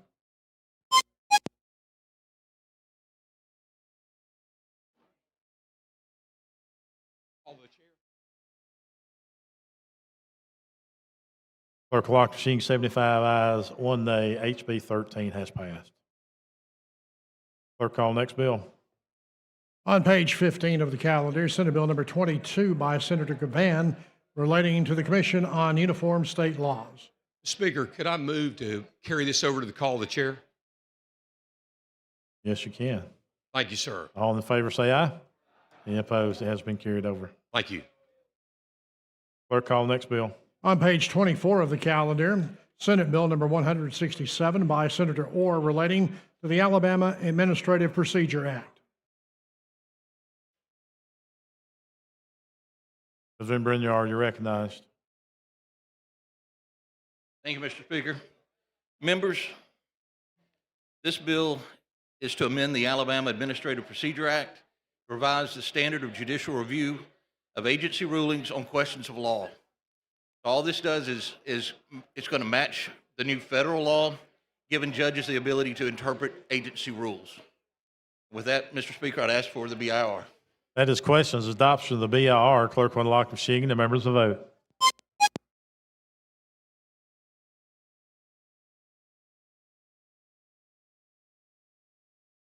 Clerk will lock the machine. Recorded votes, 99 ayes, 0 nays. BIR is adopted. President Brinyard. There are no questions. I move for final passage. Chair recognizes the gentleman from Ringo, Reverend McCampbell.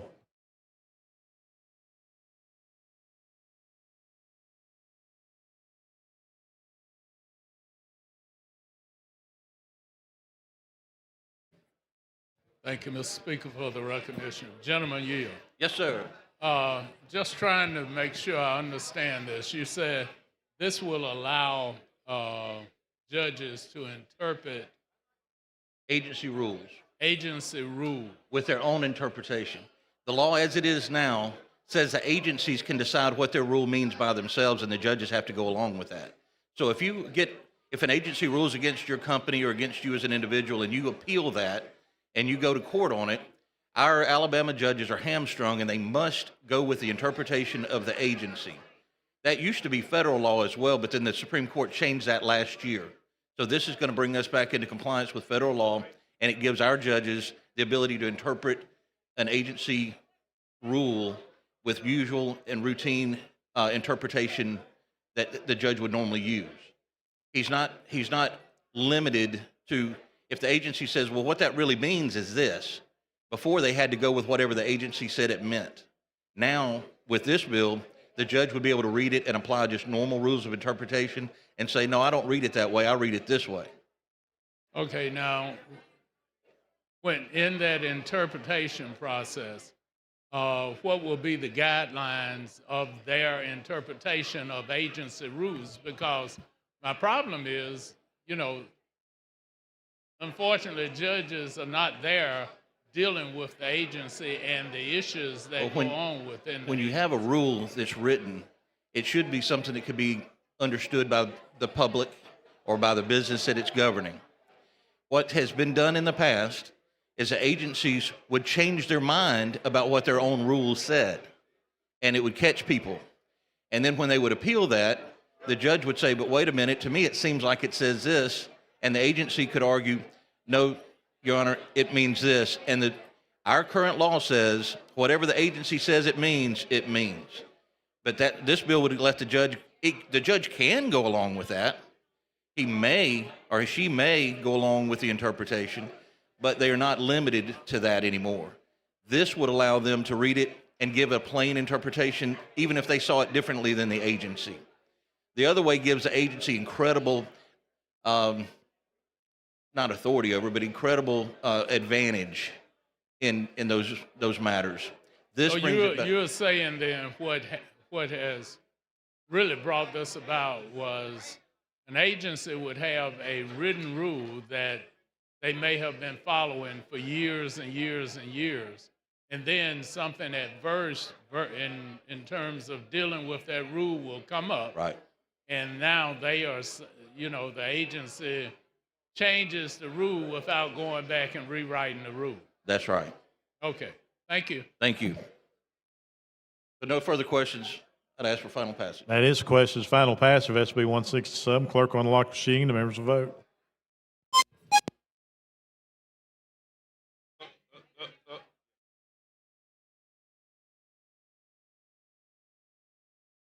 Clerk will lock the machine. Record the vote. 105 ayes, 0 nays. SB 167 has passed. Thank you, Mr. Speaker.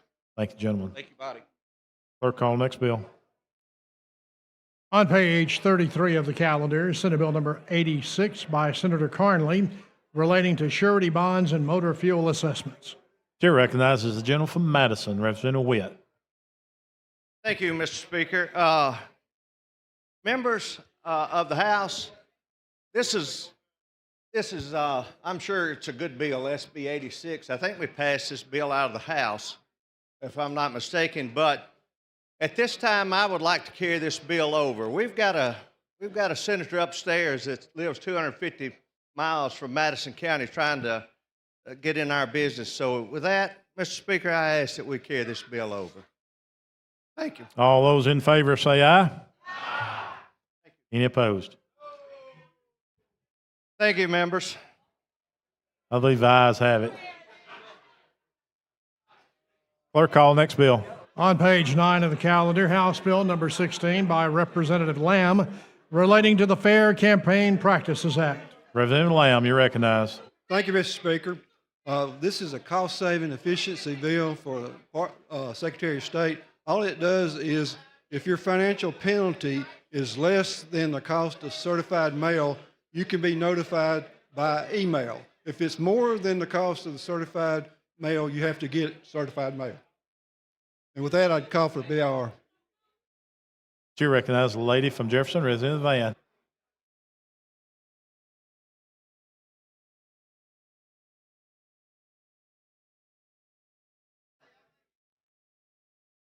I missed what you were saying. Your voice is so soft and tender. And what were you saying this bill does? What it does is it allows, I can't hear you either. Well, you need to tell the speaker you can't hear. What this bill does, And maybe he can gavel them down. it allows the Secretary of State to notify you of a penalty, if you have a financial penalty, that you can receive it via email rather than certified mail if it's less than the cost of certified mail, which is $5.60. So why are we doing that? I'm trying to understand. Well, it's efficiency, it saves money, and it saves time. Did the Secretary of State's office ask you to bring this bill? They did. I'm trying to find my softer, tender me with all of the issues that we have going on here in this greater state of Alabama. So what's the cost savings? And that's going to be subjective. Well, just in the matter of cost is like $10,000 a year, but it's efficiency of saving the people's time in the office. I don't have a figure on that, but it is saving. Listen, and every time I see a bill come up here from across that pond over there, and every time I see a bill from the Secretary of State's office and I see a bill about fraud and this and that, and then for you to carry this bill, I don't have a dog in the fight one way or the other. I just want to get notice. Yeah. And they do have a way of getting the notice to us. I would like for a bill to come over that if we are 1 minute late, we will not be penalized if we're 1 minute past 12:01, to maybe add if we are 30 minutes late, then we will be fined.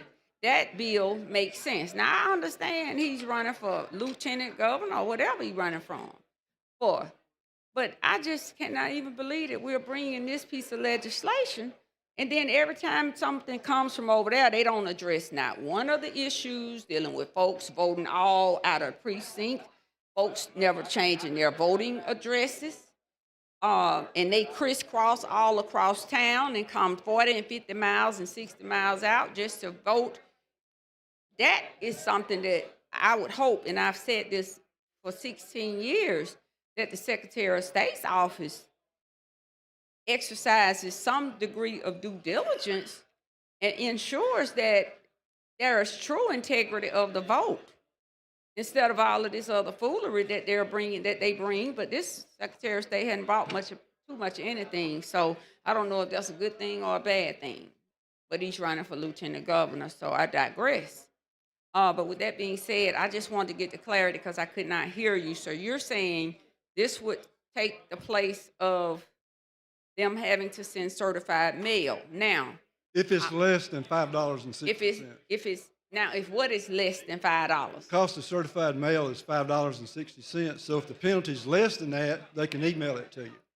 But if it's more than $5.60, they still have to send you certified. But you know why the certified mail becomes important? People miss emails. People miss the mail. Sometimes you don't necessarily get the regular mail. I prefer a certified mail process myself. Therefore, it allows for them to have notice as well as me. And to me, I always tell even my clients, I prefer a certified mail system because if they've sent it certified mail, somebody has to offer it as proof at the appropriate time if there's an argument as to someone did not get something. So I don't necessarily see where this is helping. I would prefer at least the option that if I am going to be fined, that they give me the option of having the mail sent via notice by certified mail, and or if not, then we move to just the email. But I just think that there's a safeguard of protection for us or an elected official, public official, when they have that safeguard in there. That's just my thought on it. I don't know why all of a sudden now this is so pressing when they don't hesitate to send over to all Britain 1 minute after the fact that you slipped up and didn't file your report. So we're concerned now with the piece of, with mail. Do we know how much it has cost the good Secretary of State's office? How much money has that department lost sending not even everybody in the house, it's just those that may have the infraction of certified mail? So much so now that we need to bring a bill to modify it. I'm lost on this one. Again, I don't ever stand here to be the smartest cook in the job. It ain't who I am. I'm not here to reveal. I'm not here to do anything but to reveal what y'all do. And I just think this is some absolute foolery with all the other issues and good bills that we have out there. that this bill is coming forward from the Secretary of State's office today. I'm not sure what's going on in Mike Jones' ticket time bomb, boom, boom. And we love Mike here. Mike Jones, he's Mike Jones. But I'm confused by this one. And you know, I think the world of you and your beautiful bride. But this is more or less to the Secretary of State. It doesn't make sense. But I appreciate the opportunity to speak with you. It's always a pleasure. Thank you, Representative. Thanks, lady. Chair recognizes the lady from Jefferson, Representative Moore.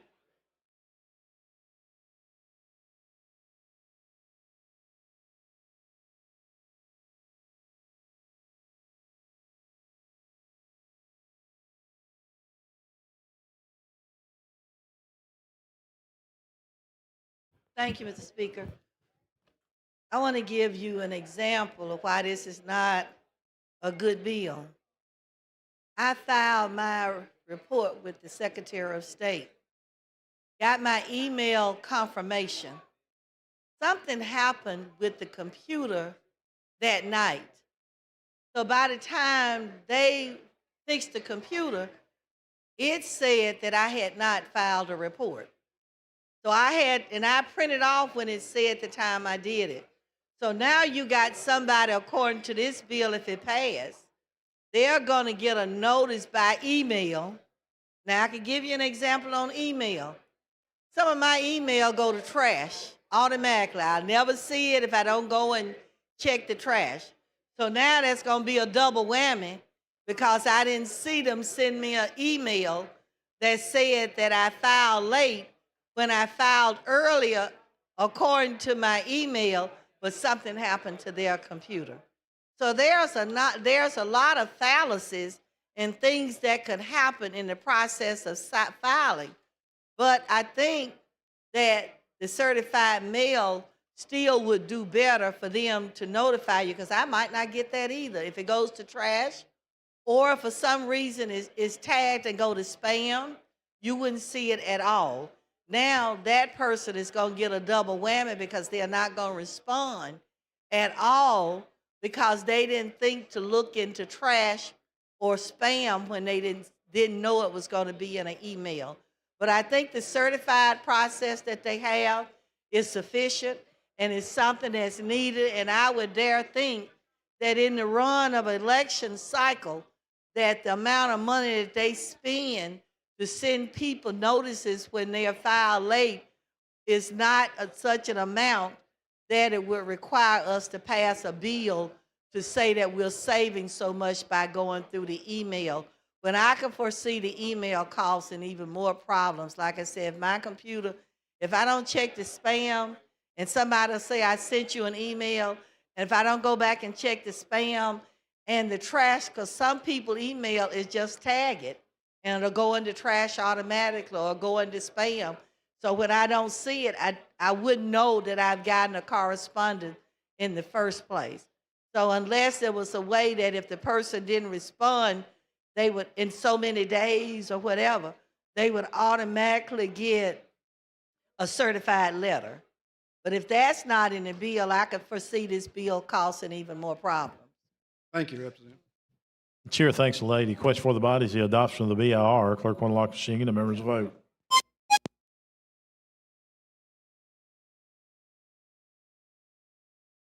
Clerk will lock the machine. Record the vote. 82 ayes, 0 nays. BR has been adopted. Representative Lamb. Mr. Speaker, if there's no further questions, I call for final passage. That is question final passage of HB 16. Clerk will unlock the machine and the members will vote.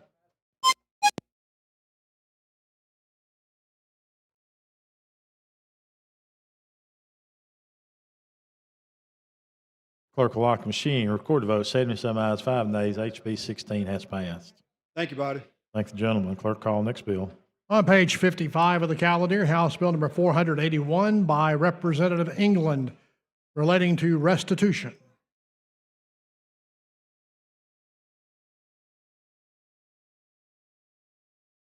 Representative McCampbell, you're recognized. Mr. Speaker, at this time, I'd ask that this bill be carried over. You've heard the gentleman's request. All in favor say aye. Aye. Any opposed? The bill has been carried over. Thank you. Clerk, call next bill. On page 66 of the calendar, House Bill number 533 by Representative Wilcox relating to public health. Chairwoman Wilcox, you're recognized. Thank you, Mr. Speaker. HB 533 came about as a conversation between my daughter, who goes and visits schools. The school a nurse told her that they couldn't stock the latest technology of epinephrine because our law needed to be updated. So I'm here asking you to update the existing law on the books so that we can use the latest form of epinephrine, because every minute counts when we're talking about in public with kids that may have an allergy and some do not. So may I call for the BIR? Yes, ma'am. The question for the body is adoption of the BIR. Clerk will unlock the machine and the members vote.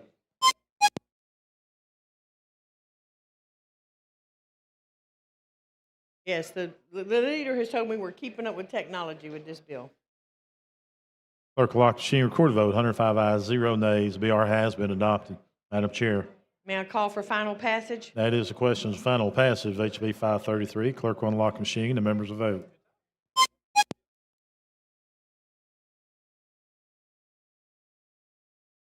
Clerk will lock the machine, record the vote. 105 ayes, 0 nays. HB 533 has passed. That's the first time I've had unanimous. Thank you, body. Always first time for everything. Clerk, call next bill. On page 3 of the calendar, House Bill number 100 with substitute by Representative Brinyark relating to the Alabama Justice Information Commission. Reverend Brinyard, you're recognized. Thank you, Mr. Speaker. Body, this is the ALEA bill that we had in the House earlier this year. It went up, the Senate version has passed as amended, and now, Mr. Speaker, I'd like to substitute for the House bill. But first, I need to make those identical. I have a substitute I'd like to offer that would make the two bills identical. Okay, you Chair, to explain to us what that is, please. When the bill was upstairs, the Senate bill was amended in committee. It adds precise definitions for some certain terms, restores the standard current law, which says that upon arrest, the arresting agency shall obtain fingerprints and other descriptive information to establish a criminal history record, requires ALEA to follow the Alabama Administrative Procedures Act before implementing new identifiers, clarifies that only authorized entities under Section 419650.1 may obtain the background check information, and it requires participating entities to notify applicants that their information will be retained before enrolling the applicant into the RATBAC program. And then it strengthens penalties for misuse of criminal history information by authorizing courts to order restitution for damages from unlawful access or disclosure. Those are all of the things that people were expressing they had problems with. They fixed it all upstairs. They have now passed it upstairs, and I'd ask to substitute the Senate bill for the House bill. It's your recognized the lady from Madison, Representative Hall.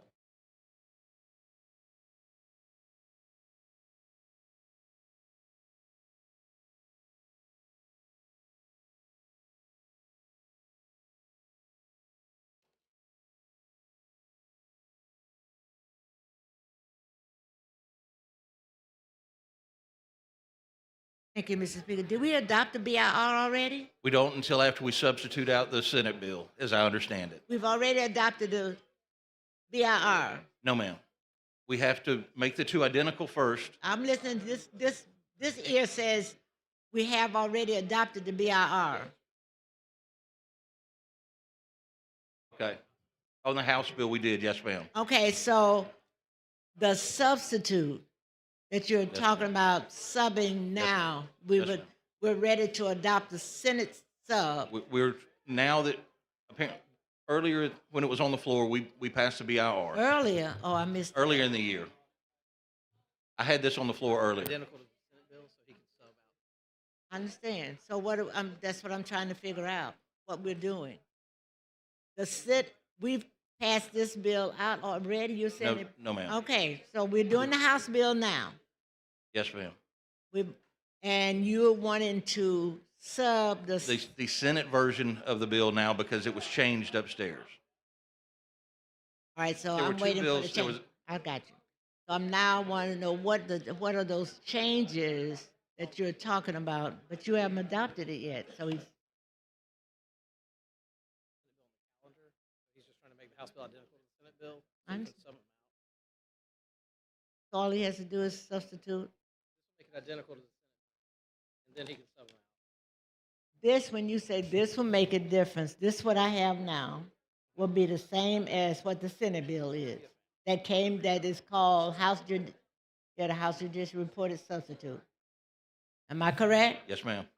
And so you're wanting to substitute, I want to take what they did upstairs that's Okay. already engrossed and present that. and it's gonna be, we're gonna have the same thing. It's the Senate ended up amending, so it was not, there were two companion bills, House and Senate. The House bill was carried over down here after we got the BIR. The Senate bill has gone through committee and been passed on the floor with some amendments.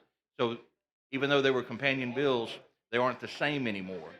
So what I need to do is make the House bill identical with the Senate So bill. step number one, you wanna make House Bill 100 identical to the Senate bill. Yes, And ma'am. what are you using? Because all I have, are you bringing an amendment? The substitute that I just gave the clerk. This, that is this substitute. it? Yes, ma'am. So you want to substitute this, For House Bill 100. okay? And this is what came out of committee, That's what came out of the Senate. It's already been engrossed. okay? I'm So waiting. then if we pass it here, then it goes on to the governor.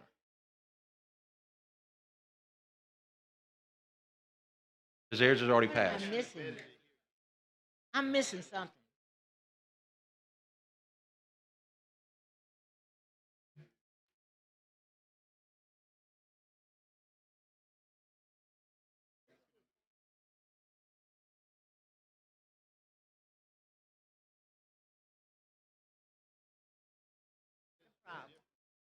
My,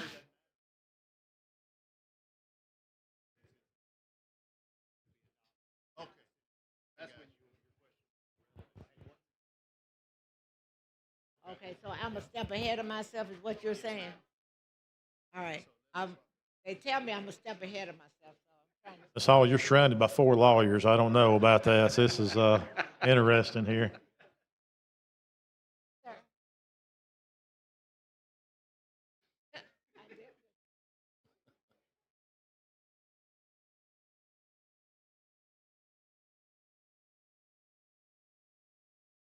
I do want everybody to know, I went to see Ms. Hall earlier today to try to make sure she knew what was going on.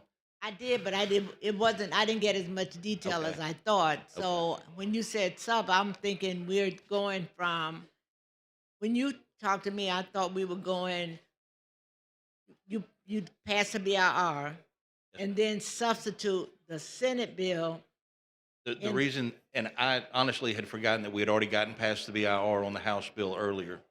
But earlier in the year when we had this bill, the House Bill 100 on the floor, we got past the BIR, but then it was getting late in the day, so we carried it over so we could get to the other bills that day. That's where it came, that's where, So this, we're gonna substitute the Senate bill that's already been engrossed upstairs. We're gonna now make the two bills identical by subbing it to the House bill. Then I'm gonna ask to proceed with the Senate bill. I understand, I'm clear. So what I needed from you is just the differences. I thought. Yes, ma'am. The differences are that, as you recall, there were several members of our body and also upstairs, they had several concerns with the bill. So they've gone through and fixed all those issues. It adds precise definitions for certain terms in lines 52 through 63. It restores the standard to current law, which says that upon arrest, the arresting agency shall obtain fingerprints and other descriptive information to establish a criminal history record, lines 225 through 228. That was an Wait a amendment minute, by, you started on 52 and it goes all the way to 220? no ma'am, 52 to 63. Okay, Then lines 225 through 228 was an amendment by Senator Figures upstairs that restored the standard to current law, 225 to, 225 through 228. okay. All right, All right, then lines 260 to 263 requires ALEA to follow the Alabama Administrative Procedure Act before implementing new identifiers. I see it, okay.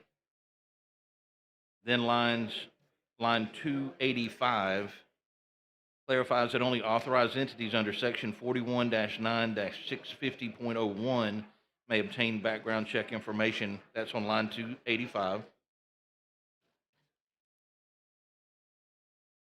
Lines 471 through 477 requires the participating entities to notify applicants that their information will be retained before enrolling the applicant into the RAPBAC program. Stop right there. Yes, You ma'am. said 471. Yes, ma'am, 471 through 477. Oh, okay, so that's where that part is not on here, okay. And then the last part of it, of the sub, is lines 497 through 501.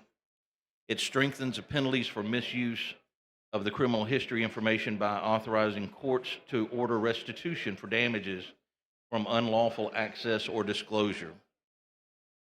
Thank you. Okay. And I must apologize to you because when you came to me to talk about the bill, I Yes, ma'am. made the assumption that you were subbing the bill just as this bill, and that's why I said I had read this, so I didn't have anything. There was no concerns that I had. Well, you don't owe me any apology. I wouldn't have known the difference.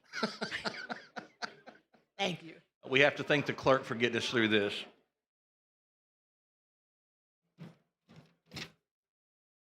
Mr. Speaker, the substitute, I need to make the House bill identical to the Senate engrossed bill, so I move for adoption of the sub. Ms. Moore, you don't speak on this. Oh, she got it for you.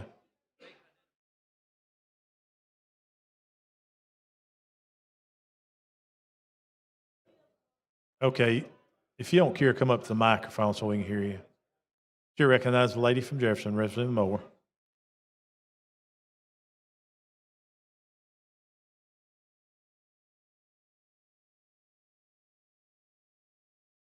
Let me see.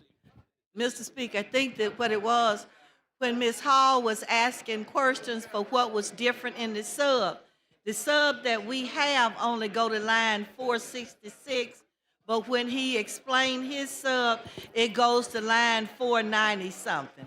Yeah, but she explained what Yes, those parts. yes, ma'am, that's the Senate version. You're correct, that is right. Yes, ma'am. Thank you, ma'am. Okay, the motion is to adopt the sub. Clerk will unlock the machine, the members will vote.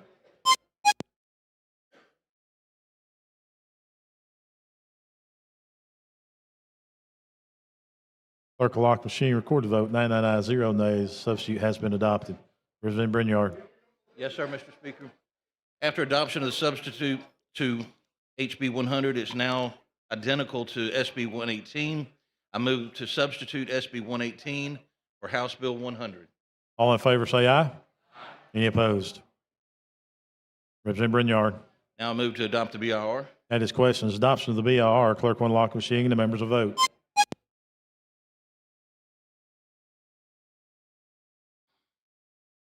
Clerk will lock the machine, record the vote, 99 ayes, 0 nays. The BR has been adopted. As we discussed just a moment ago, there was a committee substitute to SB 118, but we just covered that. Okay, just went over all that. Okay. So with that, Final passage. yes, sir. Question for the body is final passage of SB 118. Clerk will unlock the machine, the members will vote.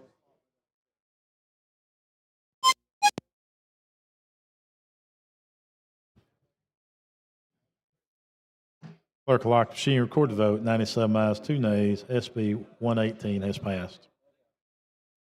Thank you, gentlemen.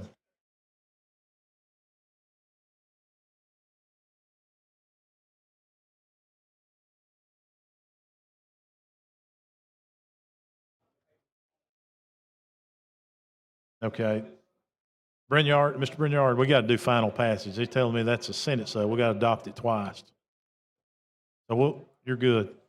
Question for the body now is final passage of SB 118. Clerk will unlock the machine and the members will vote.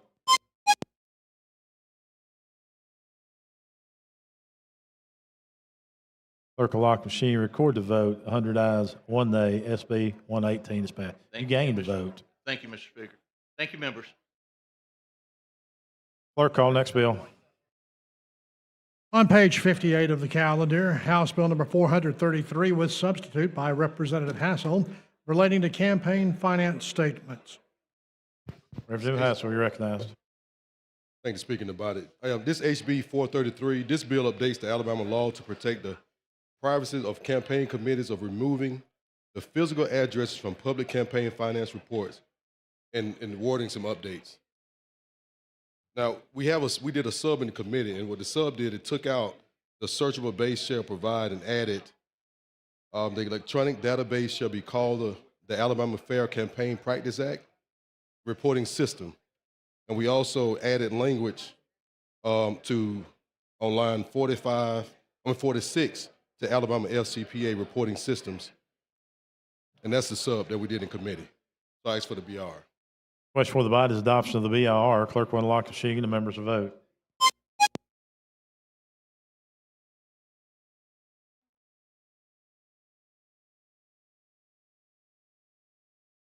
Clerk will lock the machine, record the vote. 105 ayes, 0 nays. The BR is adopted.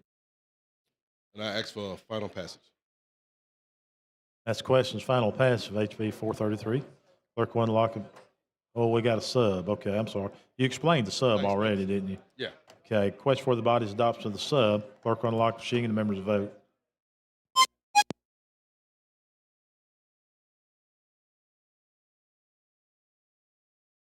Clerk will lock the machine, record the vote. 104 ayes, 0 nays. Substitute has been adopted. All right, thank you, speaking about it.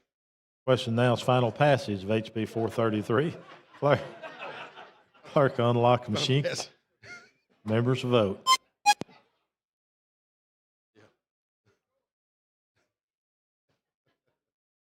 Clerk will lock the machine, record the vote. 105 ayes, 0 nays. HB 433 has passed as so. All right, thank you. Thank you, gentlemen. Chair recognizes the gentleman from Mobile, Pro Tem Pringle, for a time-sensitive resolution. Mr. Speaker, I move suspension of the rules to adopt a timely resolution. Clerk, see the resolution. Resolution from Representative Pringle. All this does is notify the Senate of the joint session we're going to have on Thursday for veterans. All those in favor say aye. Any opposed? Resolution has been approved.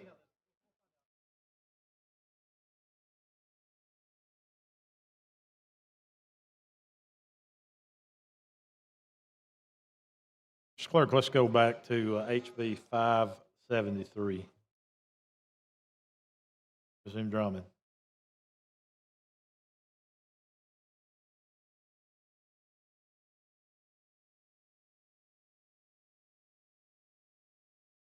On page 63 of the calendar, House Bill number 573 by Representative Jackson, a constitutional amendment relating to Perry County. Thank you, Mr. Chair.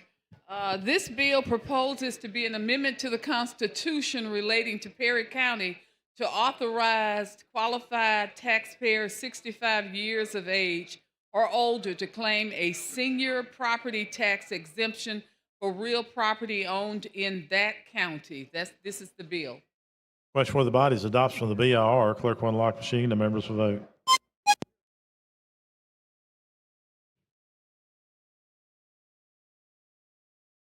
Clerk will lock the machine, record the vote. 94 ayes, 0 nays. The BR is adopted. If there are any questions, Mr. Speaker, I call for final approval. Chair recognizes the gentleman from Montgomery, Representative Ingram. Thank you, Mr. Speaker. I got a question. I thought we already get an exemption on, you're talking about on current use, right? For seniors on fixed income. This is only for Perry County. But I thought it was a statewide bill. I don't know, sir. I'm thought only we passed telling you what something this a while- one's about. Okay. So I it's don't know, but exempt this on- bill only is for Perry County. Can you explain it? Is it on fixed income for seniors that are over the age of what? It's for any senior that's over 65 years of age, qualified seniors or older, to claim a senior property tax exemption for real property owned in that county. Is that on fixed income or is that It just? does not speak to income. Okay. Because I thought there was already a law in place now, but thank you, Mr. Speaker. Appreciate it. Do you know what that bill number is? I think, the question was, we've had about 5 or 6 of those, and we talked about passing it statewide, but we have not done it yet. Okay? Thank you, Mr. Speaker.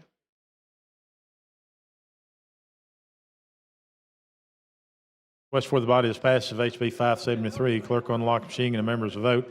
This is the constitutional amendment requiring 63 votes. Clerk will lock the machine, record the vote. 83 ayes, 0 nays. Vote for me. HB 573 has passed. Question now is local application. Clerk will unlock the machine and members will vote.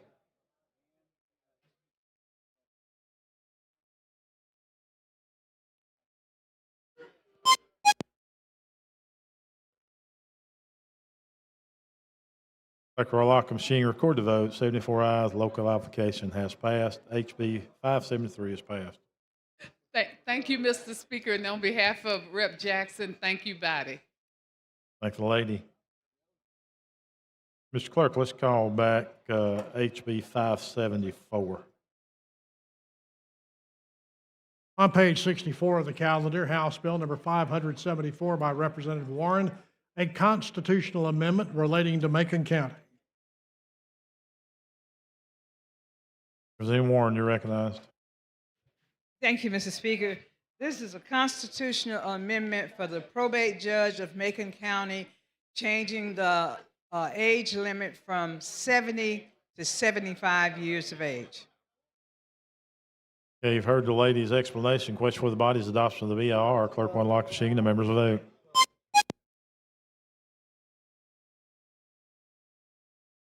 Clerk will lock the machine. Record the vote. 82 ayes, 0 nays. BR has been adopted. Question now is passage 574. Clerk will unlock the machine and the members will vote.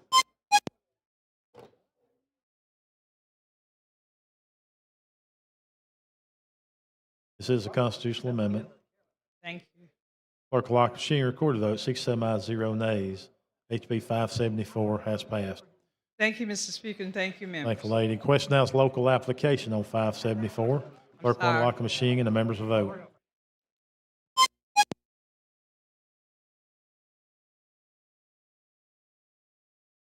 Clerk will lock the machine. Record the vote. 62 ayes, 0 nays. HB 574 has passed. Thank you, sir. Thank you, lady.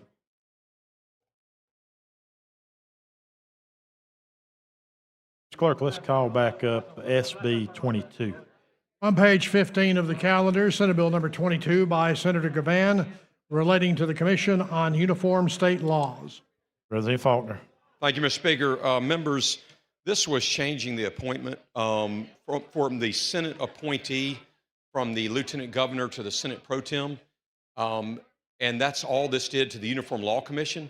What we've got is a floor sub that I know Ms. Hall has it, and I know the rest of y'all don't. So very easily, I'll explain the floor sub to you, is that it's just changing those appointments from where they're Senate appointees from the Lieutenant Governor to the Senate Pro Tem. Does not change of course, does not change the House appointments. It's only saying that when it's a Senate appointee, it would be from the Senate Pro Tem as opposed to the Lieutenant Governor. Lieutenant Governor still maintains all appointments that are not senators. And so all this did, the floor sub, was encompass all those sections. Instead of just doing it for one time, for every different one, it's got it for all of them in there. But that's the floor sub, but we'll get to that in a minute. And with that, if there's no further questions, I'd move for the BIR. That is questions, adoption of the BIR. Clerk will unlock the machine and the members will vote.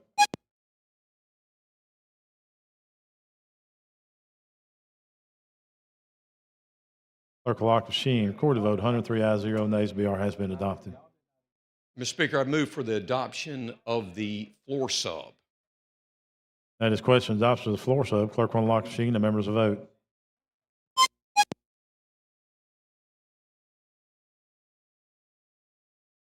Clerk will lock the machine. Record the vote. 99 ayes, 0 ayes. Floor sub has been adopted. Mr. Speaker, I move for final passage as substituted. Chair recognizes the gentleman from Franklin. Representative Keel.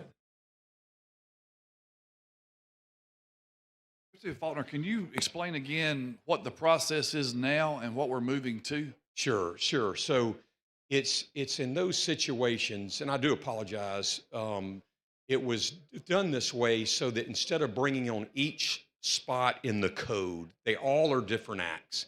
So in each one of those where the Senate is appointing a senator, then that appointment will rest with the Senate pro tem rather than the lieutenant governor. So that's what the current bill was doing it in one of the code sections. And then it was just easier. And that's what the floor sub did, was just say, hey, we're going to do that in each of these acts. When it's a senator that's the appointee and the Senate is making that appointment, it will be the Senate pro tem rather than lieutenant governor. Lieutenant governor will still maintain all his appointments that are not senators. Can you give me an example of? Yeah, one of so, those well, the appointments? Uniform Law Commission is what's before you. Yeah. And then the floor included the Southern States Energy Board, the Alabama Interagency Autism Coordinating Council, and I'm just picking some at random here. The State Safety Coordinating Committee. Okay, I think I understand. All right, thank you. Thank you. Chair, thanks, gentlemen. Question for the body now is passed. SB 22. Clerk on the lock machine. The members will vote.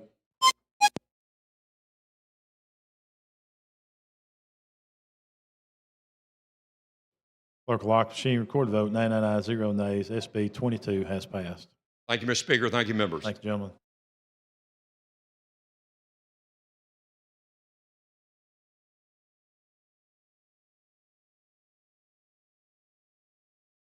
You recognize the gentleman from Mobile.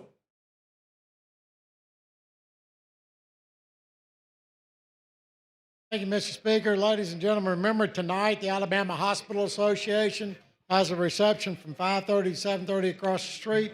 Tomorrow morning, the senators will be cooking breakfast at the Cattlemen's Association with Egg and Poultry, beginning at 7 a.m. The Rural Caucus has a breakfast at 7:30 and at the RSA Plaza. Mountain Lakes Association has a picnic tomorrow from 11 to 1:30. You can see the tent being set up. Department of Archives is giving tours to members of the legislature at 3. And Higher Ed Partnership has a reception tomorrow night at RSA Plaza Terrace from 4:30 to 7. The Young Professionals Party at Jerry's Juke Joint from 5 to 7:30.